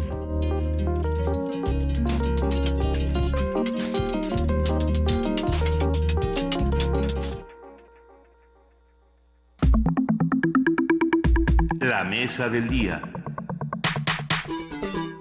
¿Qué tal esas calaveritas? Bueno, pues ya de muy buen humor empezamos el jueves, porque ustedes saben que el jueves se vuelve jueves cuando nada más y nada menos que Alberto Betancourt, doctor en Historia, profesor de la Facultad de Filosofía y Letras de la UNAM y coordinador del Observatorio del G20 de la misma facultad, se manifiesta en la cabina de Radio UNAM aquí para platicar con nosotros en sus mundos posibles. ¿Cómo estás, querido Alberto? ¿Qué tal, Luisa querida? Buenos días, Miguel Ángel, Juana Inés. Qué alegría estar aquí en el Zompantli radiofónico. ¿Qué tal tu calaverita? Ay, no, pues muchas gracias. ¿Quién la mandó? Ahorita le mandamos Armando un Roa. abrazo, sí. Se siente uno que tiene un lugar en todos lados. Esta es tu casa, querido Alberto. Muchas gracias. Pues yo les quería proponer que habláramos el día de hoy, vamos a abrir un huequito para platicar sobre una sociedad que tiende a venerar a sus ancestros, la sociedad china. Ujú. Empiezo con esta idea por ser hoy Día de Muertos, que pues hace que estén abiertas las rendijas del inframundo para comunicarnos con nuestros seres queridos, como lo manda la tradición. Y la sociedad china, que es una sociedad básicamente laica, porque creo que alrededor del 92% de la población se declara laica, tiene sin embargo un sustrato espiritual muy fuerte y acostumbra rendir culto a sus ancestros. Y entre ellos yo creo que hay dos que se encuentran en un gran duelo: Mao Zedong y Deng Xiaoping, el espíritu del socialismo igualitario y el espíritu de la reforma económica y la restauración del capitalismo. Y yo quisiera proponer que el día de hoy habláramos de un gran acontecimiento político ocurrido en días pasados, el 19 Congreso del Partido Comunista Chino, que sentí tan extraño, Juana Inés, ver cómo es que la mayoría de los medios de comunicación repetían prácticamente el mismo boletín. Repetían que el pensamiento Xi ya llegó a la sociedad occidental. Muy bien. Miguel Ángel, tú que tienes tan estudiados esos fenómenos, no sé si después nos podrá dar una explicación. Hay veces que es muy obvio, no hubo una institución que repartió un boletín y los periodistas flojearon y repitieron lo mismo, pero ¿cómo es posible que diarios de países distintos hayan enfatizado exactamente el mismo tema ante un acontecimiento tan trascendental y tan complejo como es una reunión del Partido Comunista? Sí. Independientemente de que puede uno tener una postura muy crítica o laudatoria o cualquiera que sea el caso, pues esa es una olla de presión en la que se resuelven una gran cantidad de tensiones y contradicciones de la sociedad china, y era asombroso que el único que se destacara era la consignación del pensamiento Xi Jinping en los documentos básicos de esa república. Yo quisiera comenzar diciendo que Chunkuo, el reino del centro, como se autodenomina China, tiene una edad de 7,000 años. Es la civilización continua más antigua de la humanidad, cuenta con un territorio de 9,5 millones de kilómetros cuadrados y desde luego pues tiene un pensamiento político con una larguísima tradición.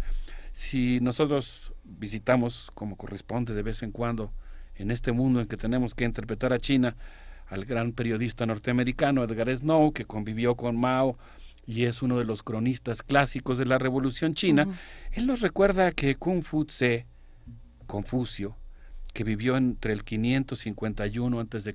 y el 479 antes de nuestra era, cito a Edgar Snow, pensaba que si se le muestra a alguien la punta de una cosa, será capaz de descubrir por él mismo las otras puntas.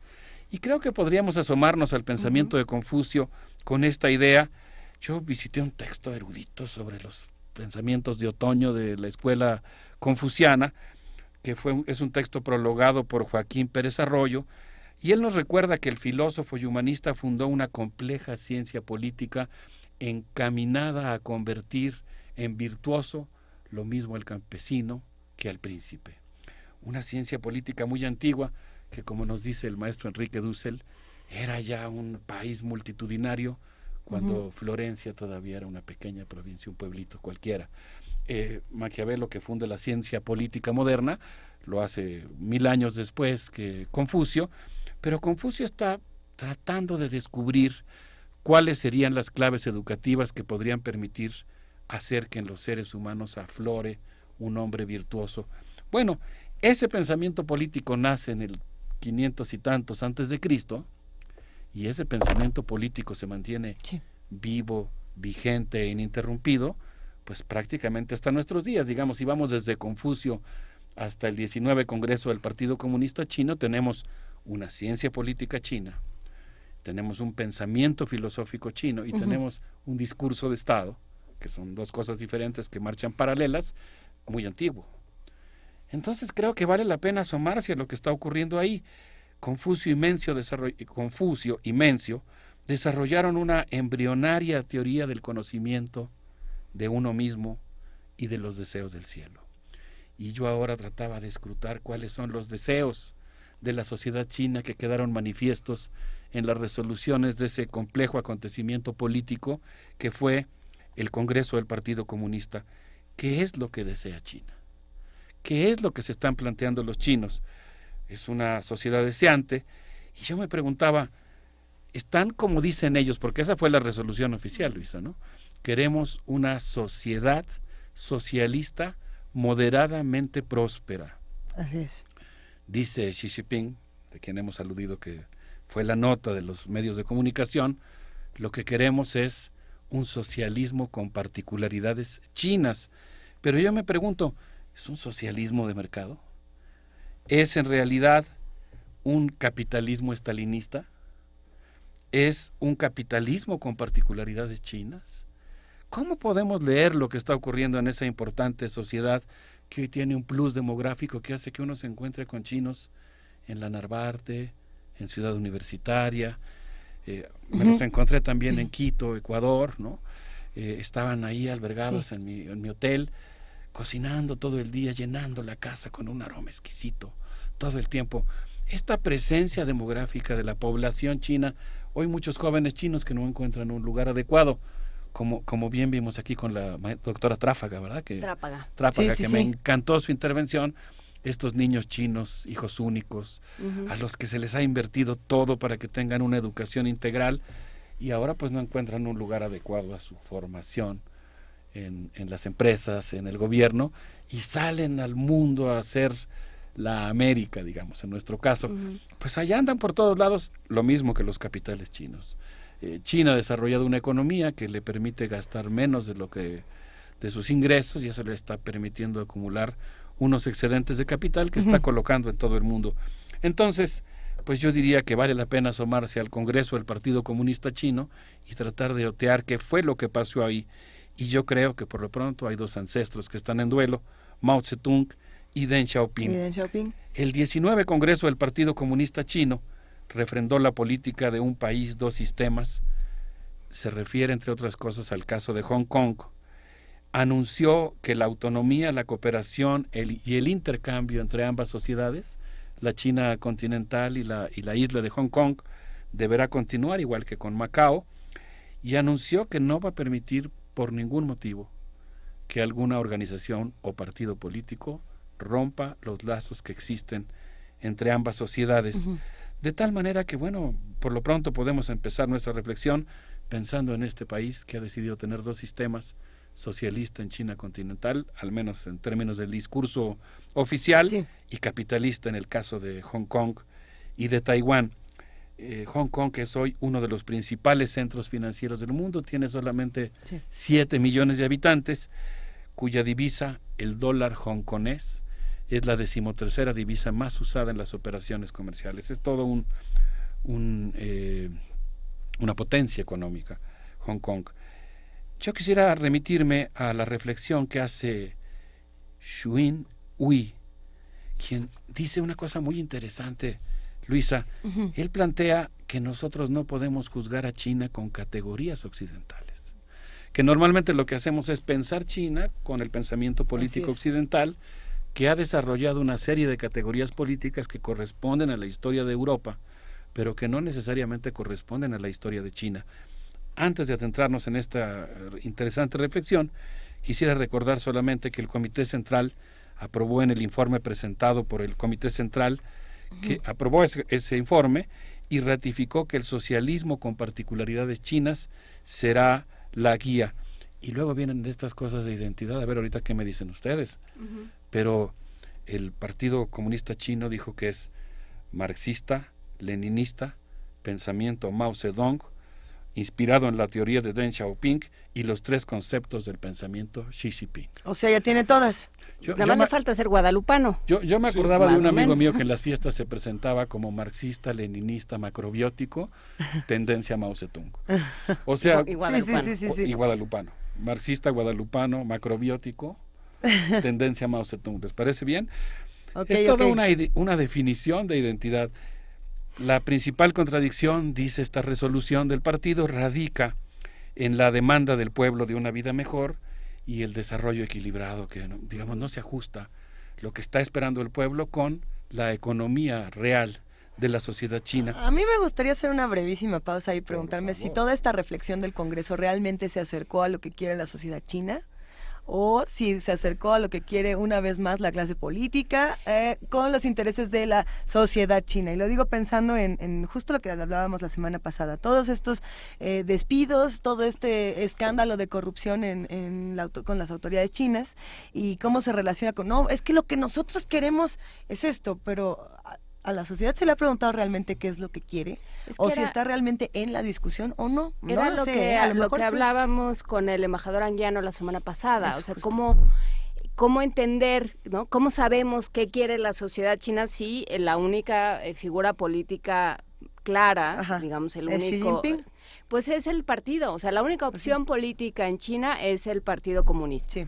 Entonces, ¿cómo se entiende esa, o sea, de dónde viene esa conversación? Es una conversación que se tiene a nivel del partido y que en este momento... Es una discusión principalmente económica, ¿no? Por lo menos ahora. Sí, pero social y culturalmente creo que falta por lo menos, no sé si falta esa discusión, por lo menos a nosotros nos falta una ventana para verla. ¿No? Creo que eso es interesante. Y tenemos que construirla, Juana Inés, ¿no? O sea, Sí. tenemos que hacer el esfuerzo como periodistas, como humanistas, como ciudadanos del mundo, de tratar de asomarnos a esa compleja sociedad china, y yo diría no caer en los extremos, ¿no? Sería un error reducir, y en eso yo creo que tu intervención es muy puntual y muy revolucionaria, pues sería un error reducir la sociedad china a lo que piensa el partido o la clase política. Claro. Nosotros tenemos que pensar en una sociedad deseante, compleja, integrada por 1.300 millones de personas y, por supuesto, compuesta de una enorme pluralidad. Pero también sería un error negar que... decir que esto nomás es de ellos. Que como nomás hay un partido, entonces es aburrido, monolítico, porque en realidad es un partido que acumula muchas tensiones, ideas. por ejemplo, regionales, ¿no? El partido tiene un sistema de representación regional que reúne tanto delegados de las ciudades costeras del este, que son muy prósperas comercialmente, como a las empobrecidas y en buena medida, no al grado de México, pero sí abandonadas, comparadas con las otras, abandonadas ciudades del occidente de China. Entonces en el partido se reúnen y se reclaman y se tensan, y allí es donde yo digo que se necesita periodismo. Sí. O sea, efectivamente no quedarse con la resolución oficial y hacer el esfuerzo pues de tratar de asomarse a lo que está pasando ahí. Pienso en lo que están haciendo los escritores. Hemos hablado aquí de Qiu Xiaolong y lo que ha hecho. La semana que entra, aprovechamos para hacer el comercial, hablaremos con Leonardo Padura, quien también ha aprovechado la novela negra como género para deslizar ciertos yo voy a aparecer por aquí desacuerdos. Ahí en la cabina para Va a ser una sorpresa. conocerlo. Pero sí, vamos a estar en ese trabajo, y creo que eso es interesante en términos de lo que se puede vislumbrar. Tal vez no está presente la prensa como tal, pero sí hay una capacidad dentro de los países mismos, dentro de los regímenes mismos, de lanzar botellas al mar y decir, entre líneas, esto es lo que yo estoy viendo. Zhang Yimou es el gran director que ha radiografiado desde Sorbo Rojo hasta la última película, que es La Muralla China, que se estrenó el año pasado, toda la vida china. Digo, Ni Uno Más es la historia del analfabetismo en China, ¿no? Ni uno menos. Ni uno menos. Ni uno menos es una historia impresionante, ¿no? Se refiere al hecho de una joven maestra que recibe con personajes el reales. encargo de a ver cómo le hace, pero lograr que sus alumnos todos terminen. Sí. Y yo digo que no se podría explicar la sociedad china contemporánea si no es por ese pasado socialista, ese piso parejo que puso, como quiera que sea y con todas sus contradicciones, el socialismo chino. Miren, estaba yo revisando, por ejemplo, una de las resoluciones del partido. Tú mencionabas ahora los distintos medios de comunicación. Todos dependen del partido. Hay un fenómeno del que habla Xiaolong. Yo aquí evoco siempre con cariño la novela de El dragón de Shanghái, ¿no? Y él habla de cómo los policías, cuando van en búsqueda de los tigres, de los grandes funcionarios de la élite china, los modernos mandarines comunistas chinos, que han cometido algún acto de corrupción, lo primero que hacen es filtrar a la prensa, a Wenhui, o a Xiaoxi, o a Diario del Pueblo, o a Xinhua, o a los blogs independientes, una noticia para garantizar que la investigación corra y no vaya a ser clausurada. El PRI, perdón. ¿Perdón? ¿El PRI? No, ¿verdad? No, el Partido Comunista Algo Chino. parecido, Sí, algo parecido que requiere que haya ese trabajo de la prensa. Y los periodistas van a ser censurados o van a ser corridos de su trabajo o van a tener que utilizar muchos eufemismos para eludir la censura. Pero hay un juego político, eso es a lo que yo me refiero. Sí. No podemos quedarnos con la versión oficial, sería un gran error político, epistemológico, Claro. nociológico, pero pues tampoco tenemos que aprender a detectar esas fisuras en la placa tectónica del monolitismo de un solo partido. Y tenemos, Esas tensiones que se expresan ahí. y tenemos que inventar otras categorías, Alberto.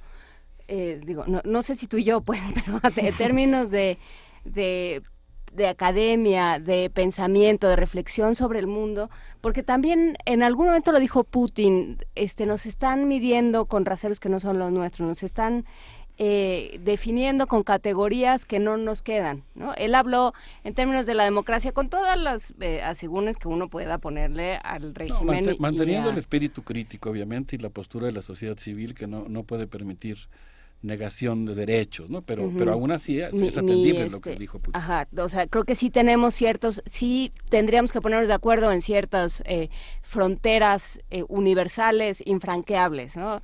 La muerte, la represión, la libertad, la necesidad de la libertad de expresión, una serie de cosas, pero sí, volvernos a explicar, o sea, en esta definición de la identidad también entra cómo nos vamos a explicar y quién nos va a explicar quiénes somos, ¿no? Que esa es otra. Ahí es donde yo pienso que este pensamiento de Xin Wei, a quien yo he leído en la revista New Left Review, es realmente interesante, porque él se pregunta, creo yo que acertadamente, si podemos juzgar a China con categorías occidentales o si deberíamos formular términos que nos remitan a su originalidad histórica. Y a mí me parece que pues es un planteamiento interesante. No tendríamos que pensar en categorías que atiendan a la particularidad de la historia china. Hay otro autor que aparece en la misma revista, Hung Fo Hung, que recuerda una escena inolvidable en la historia del capitalismo contemporáneo, el momento en el que Hillary Clinton sollozaba pidiéndole al equivalente al Departamento del Tesoro chino que siguiera comprando bonos del Tesoro estadounidense. Estados Unidos tenía un gran déficit y China tenía un gran superávit. Yo recuerdo haber escuchado las intervenciones del presidente Felipe Calderón reclamándole a China que por qué no gastaba su dinero en ir a rescatar a Europa. Pero el hecho es que pues China ha practicado una política económica que le ha permitido eso. Y por eso es que otro de los autores de New Left Review, Fuse Smith, se pregunta si deberíamos pensar que en realidad existe lo que podríamos llamar un modelo chino. Él usa una palabra en chino que seguramente voy a pronunciar mal, Shongwo Moshi, que es un término que quiere decir modelo chino, vía China. Y en todo caso, si usamos ese término, ¿en qué consistiría ese modelo chino? ¿Qué es lo que está rescatando del socialismo, que pervive del socialismo en el sustrato de la sociedad china, que se ha pervertido del socialismo? Digamos, porque yo creo que ahí hay elementos positivos del socialismo, una idea igualitaria, comunalista, ni uno menos. Ni uno menos que uno ve en la épica de una joven maestra que tiene que garantizar que todos sus alumnos aprueben. Recuerdo que va hasta Pekín, creo, buscar a uno de los niños que se tuvo que ir porque tenía que ir a trabajar. Esa es la cara amable del socialismo, ¿no? Que está ahí en la sociedad china. Pero desde luego pues está la cara del partido único, está la cara del autoritarismo, está la cara de la falta de crítica y la falta de derechos liberales. Sí. Así que en ese sentido, pues China tiene algunos visos de lo mejor y lo peor del socialismo y algunos visos de lo mejor y lo peor del capitalismo. Pero ¿qué les parece si oímos algo de rock chino para pues tratar de sobrellevar este Día de Muertos? Vamos a ver a Karsik con algo que se llama Shong Nai Hai.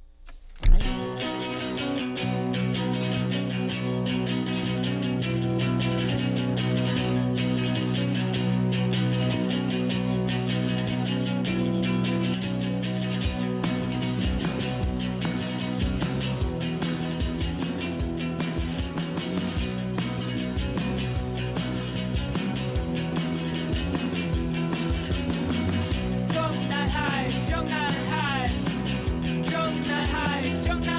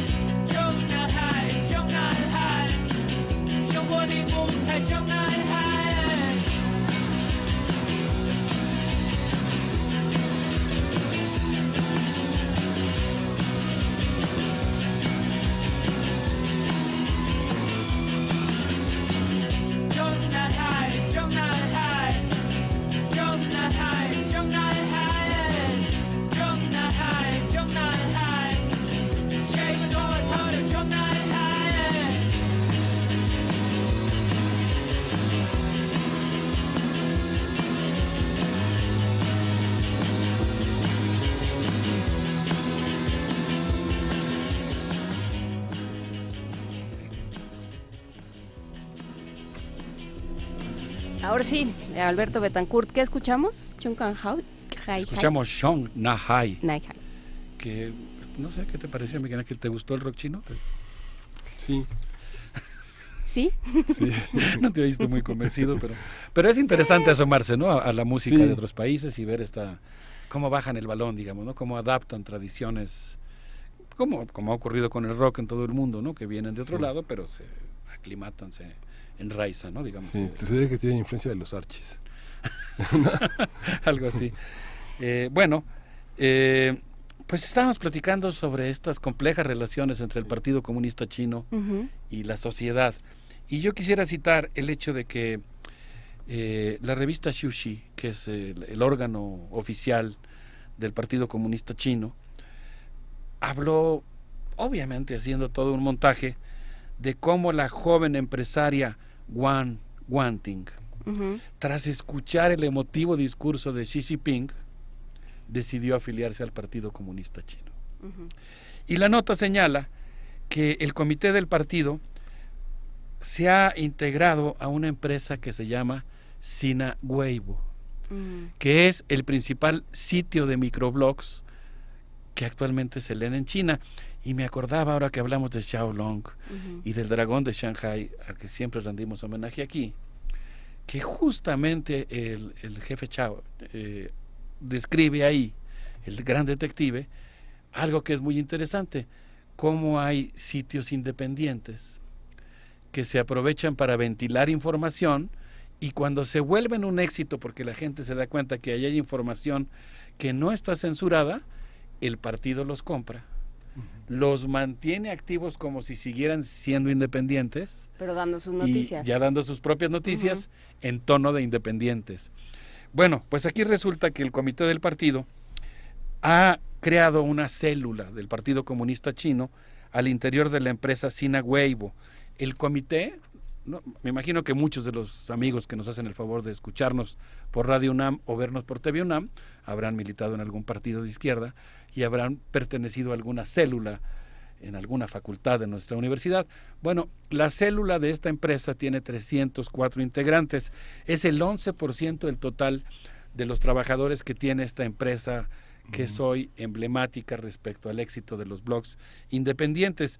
El comité se propone orientar positivamente la opinión pública a través de la página web. Pero lo que vemos, y es donde a mí no me gustaría simplificar, obviamente pues hay un control del partido, una penetración, una intención de cooptar a los medios, de convertirlos en difusores de una línea oficial, pero hay un juego, digamos, hay un juego en el que los militantes del partido están tratando de imponer su punto de vista y están en tensión con los otros empresarios y con los otros trabajadores que no necesariamente pertenecen al partido, algunos de los cuales pues sueñan con ser miembros del partido para volverse más influyentes y prósperos en sus negocios, es una gran contradicción, y otros pues dirán que no. Oye, Alberto, es como estos empresarios y políticos que, digamos, que reclutan periodistas desempleados y hacen periódicos para como que tienen ese juego de libertad de expresión y de independencia y de objetividad. Hijo, yo conozco unos casos así de periódicos así, de empresarios.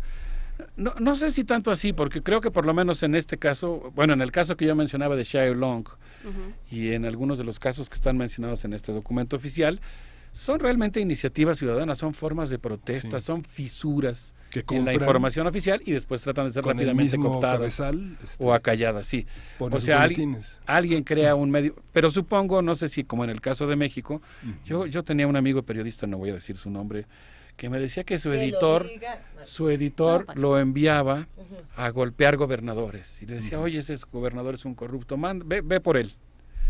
Y allí iba, ¿no? Mi amigo a hacer la nota. Y después se daba cuenta que a las 2 o 3 semanas ya no lo mandaban a él, mandaban a otro reportero, y ese reportero había dado un giro de 180 grados en la información. Y luego a la gente de publicidad.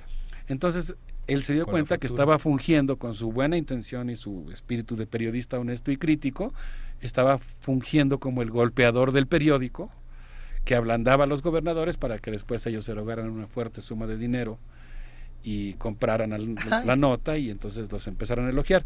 Me imagino que a ese tipo de casos te referías tú. Sí. No sé si se llega a estos niveles. En este caso yo mencionaba más bien, vamos a pensar en este caso, debe haber otros, en personas opositoras espontáneas que están haciendo críticas y después tratan de ser cooptadas por la buena o por la mala. Resulta que los militantes han dejado la clandestinidad en las empresas no estatales. Yang Jie, por ejemplo, dirige el comité del partido en la sucursal de Shanghai del banco KPMG Huasen y dice que recluta jóvenes mediante carreras por la ciudad. Y además hace visitas a sitios históricos. Los empresarios, cuando deciden afiliarse al Partido Comunista Chino, deben de permanecer un buen tiempo como simpatizantes, en lo que el comité del partido analiza si los admite como militantes. Bueno, pues resulta que esta situación pues genera todo un sistema, digamos, corporativo, pero con sus juegos y contrapesos en la relación entre el partido y la sociedad china. Quisiera regresar un poco a esta nota que habíamos mencionado antes de la revista New Left Review, sí. Y en ella me encontré que dice que antes se hablaba del consenso de Washington y hoy se tendría que hablar del consenso de Pekín. Es decir, estamos ahora ante una situación en la cual el modelo chino le atañe al mundo entero. La masacre de Tiananmen, ocurrida el 4 de junio de 1989, atizó la discusión interna en China sobre la tensión entre capitalismo y socialismo. Esta tensión se resolvió un poco en el 14 Congreso del Partido, hoy estamos en el 19, van 5 congresos del partido desde entonces, cuando se apostó claramente por el mercado. Pero la gran pregunta es si, bueno, han surgido muchos ruoxi, xinti, muchos desfavorecidos en la sociedad china, algo que no existía en la época del igualitarismo de Mao, y ahora pues lo que tenemos es en realidad toda una situación en la cual hay estas contradicciones entre los, digamos, entre la impronta del socialismo y la nueva cara capitalista. Quizá por eso Pang Wei, un colega nuestro, profesor de la Universidad de Pekín, cuando publicó su libro llamado El modelo chino, asentó que China debería ser muy cuidadosa porque hay quienes quieren derrumbar el Palacio del Pueblo y construir una Casa Blanca.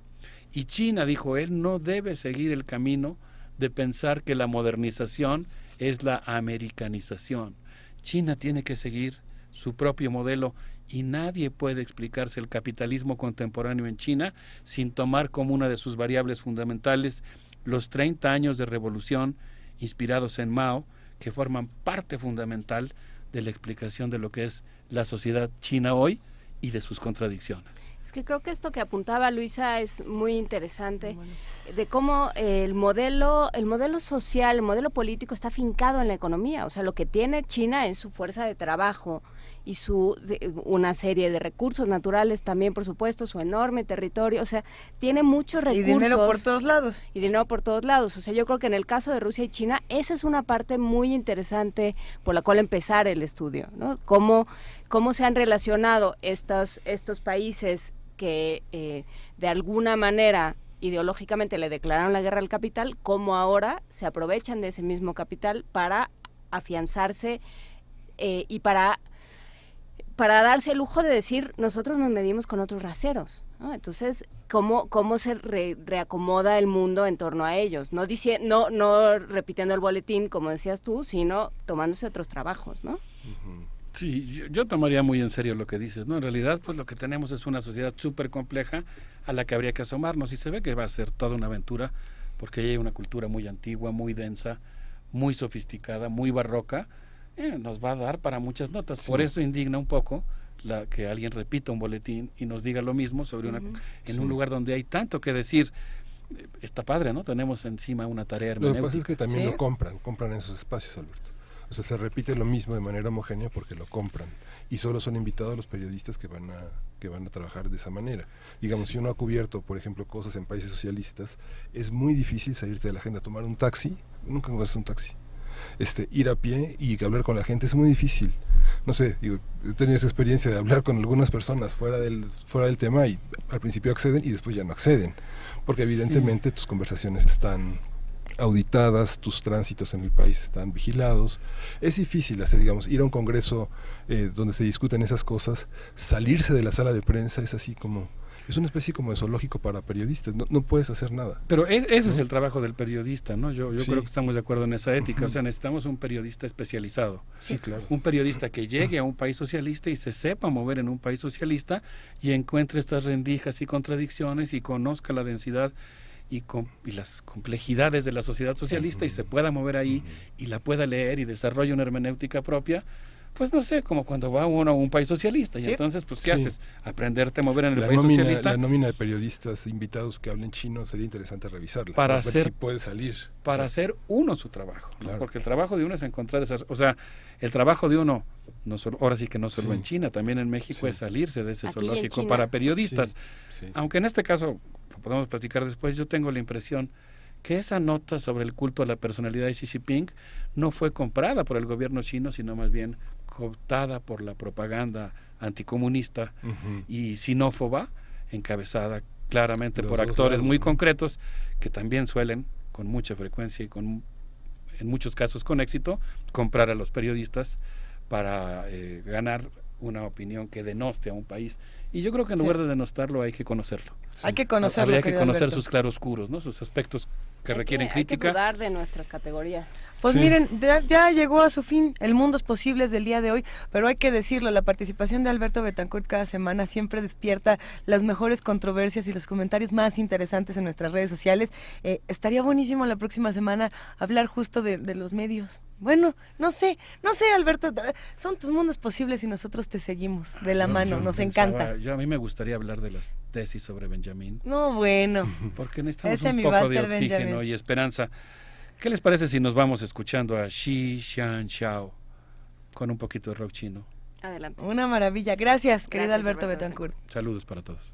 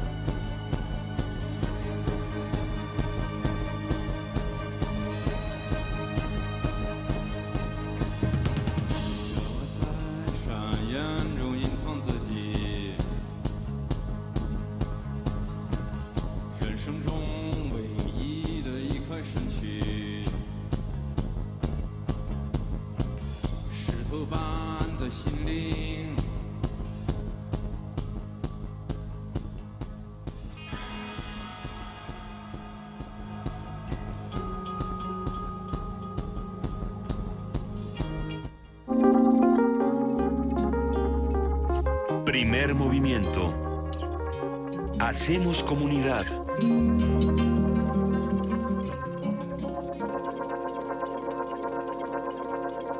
Estaba re bueno ese rock. ¿Por qué nos lo quita? Estaba re bueno. ¿Cómo se llamaba la banda? A ver si nos lo pueden repetir, porque el doctor Alberto Betancourt ya se fue, entonces no nos lo puedes chismear, pero era como Pero el pobre Shang- Uriel está busque y busque. Xi Shan Show. Ah, ok, bueno, ahorita lo volvemos a buscar porque seguro lo pronuncié como no se tiene que pronunciar. Pues es que nuestro mandarín anda un poco perdido. Xi Tian Shao. Xi Tian Shao. Es la Xi Tian recomendación, exactamente, esa es la recomendación para todos los que nos están escuchando y para todos los que nos ven a través de TV UNAM. Les agradecemos mucho por estos comentarios que nos dejan en @PMovimiento. Sí sentimos bien de saber que no estamos solos en este 2 de Sí. noviembre, porque pues todo el mundo está descansando, están en el puente. Pero hay quien está, bueno, no todos están No todos, descansando, no todos. hay que decirlo, pero también hay que decir que muchos están descansando y escuchándonos al mismo tiempo. Eso se siente Aprovechando aún su mejor. ocio. Pero vamos a escuchar música de Ricardo Peláez. Venga. Vamos a escuchar Fatu Yo, de Ture Kunda, una canción que Ricardo Peláez encuentra perfecta para mostrar la alegría y el baile para niños de Ture Kunda, uno de los grupos más importantes de la música de Senegal. Venga, vamos Adelante. a escucharla y seguimos aquí.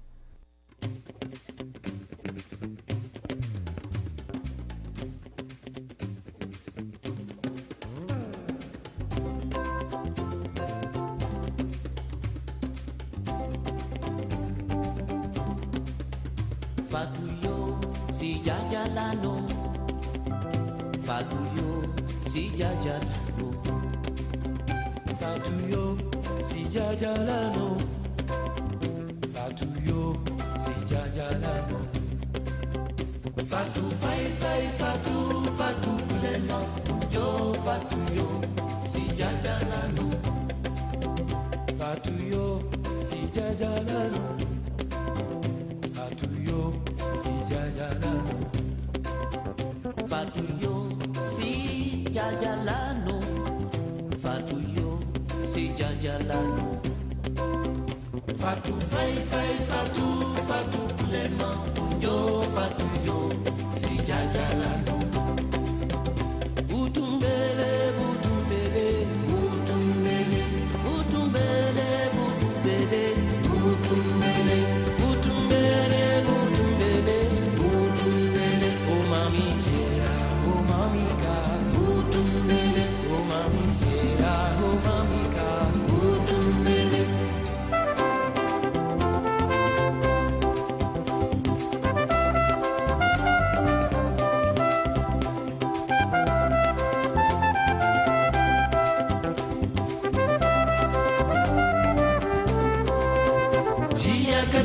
Fabulo di faye jolola soya ye soya soya inagambia coco inako soyango coco inako soyango coco inako soyango coco inako soyango. Regresamos, son las 9:52, estamos casi a 8 minutos de despedirnos. Ya casi, no nos queremos ir. No nos queremos ir. Había recomendaciones, nos estuvieron mandando por ahí muchas calaveritas, nos estuvieron mandando. De hecho, hay una de Mayra Elizondo, a ver si la podemos leer. Que la compartimos, querida Juana Inés, porque a mí me había gustado mucho la de Mayra Elizondo, que nos la acaba de mandar, y hasta tenía incluida su calaverita. Que dice aquí primer movimiento. A ver, ¿qué dice la de Mayra Elizondo? Estaba la muerte un día acostada en su aposento, oyendo en su radiecito feliz primer movimiento. Con emoción la calaca, la gran fan, se declaraba de Luisa, Miguel y Juana, a quienes ella adoraba. De pronto se sorprendió, pues en el radio avisaron que a la tele migrarían su programa bien amado. Como en una cita ciegas, tuvo miedo del encuentro. ¿Y si se decepcionara? ¿Y si el amor terminara? Aparecieron las caras, comenzó la interacción, el amor surgió más fuerte, en vivo y a todo color. No solo los escuchaba, ahora también los veía y ya muy segura estaba de que ellos le sonreían. Por radio y televisión ya la parca comprendía, primer movimiento ahora, el mundo le mostraría. Los tiene la muerte a todos con ella en el camposanto, metidos en una caja que llaman pantalla plana. La televisión como ataúd es una figura muy salvaje, pero muy interesante. McLuhan estaría feliz de la vida.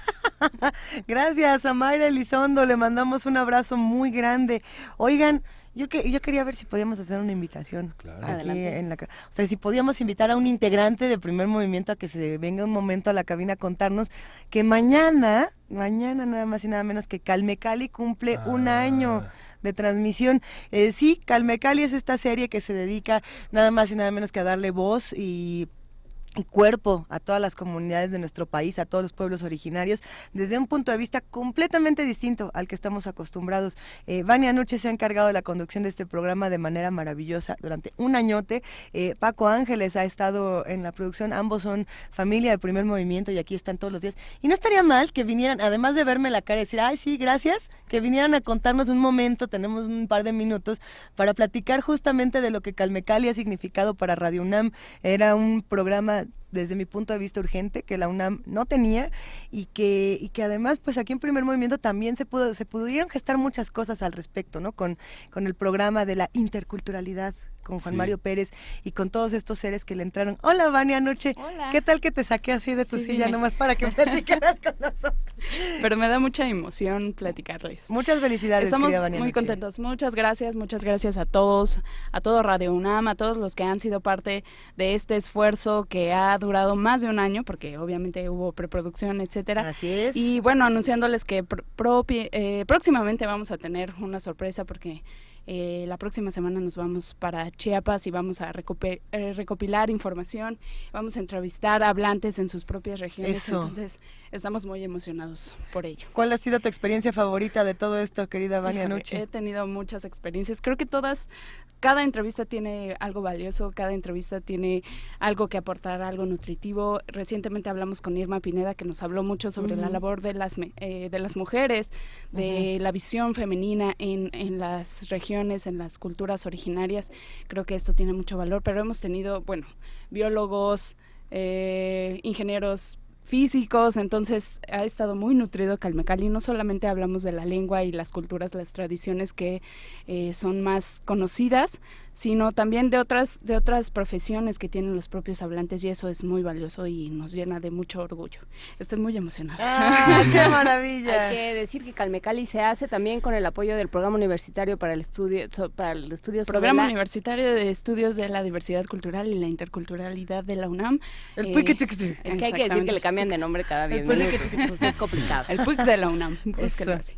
Y también estamos ahorita con este viaje que vamos a hacer para Chiapas es con la red de Patrimonio Biocultural del CONACYT. Entonces, ahí hay un apoyo extra, sí. pero bueno, es un apoyo de muchas personas, de muchos esfuerzos ajenos y de la UNAM, sobre todo, ¿no? Y Muchas gracias por todo. Es el registro de toda una experiencia con la que no hay en Europa, digamos, que tenemos a los grandes intelectuales que vienen del árabe, que vienen de lenguas indies, que vienen de muchos territorios, del japonés, del chino. Ajá. Y esto que dice Vani es muy importante porque en México hay muchos programas donde nuestros hablantes de las lenguas indígenas tienen la oportunidad de regresar a sus países, a sus lugares, a sus países, a sus lugares de uso de la lengua, universidades que los concursos para las plazas, el requisito es hablar la lengua, ¿no? El otomí, el náhuatl, el zapoteco, el mixteco, y eso es una vanguardia en el mundo,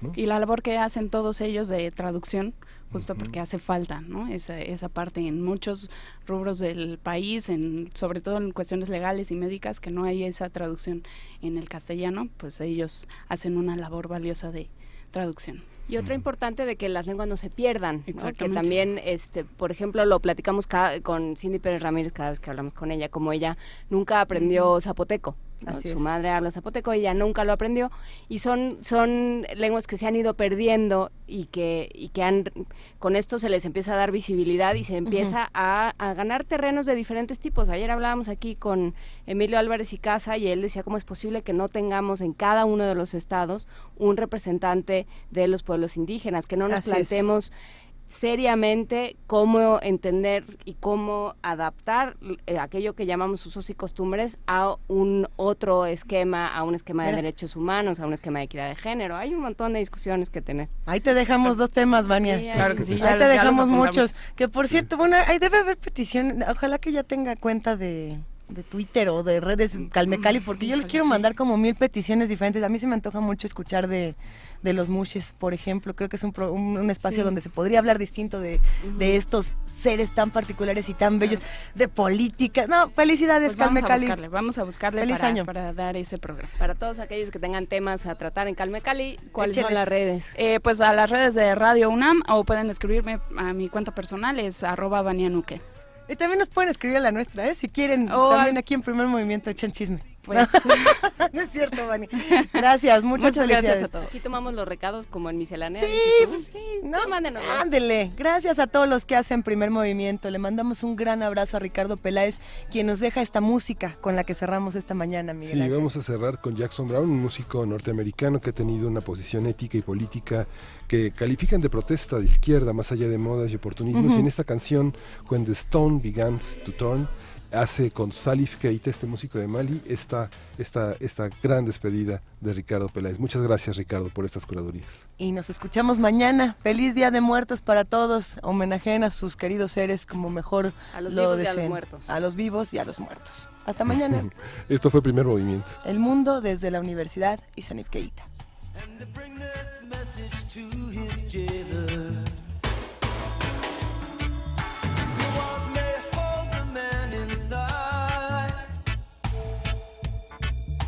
They'll never ever hold back the time.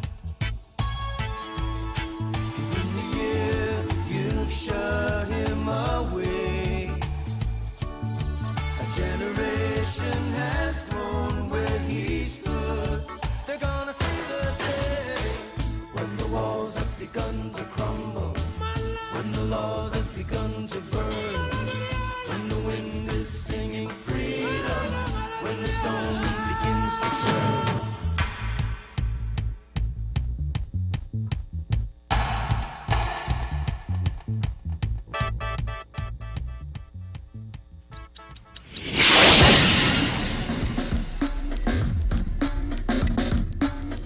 Radio UNAM presentó Primer Movimiento. El mundo desde la universidad.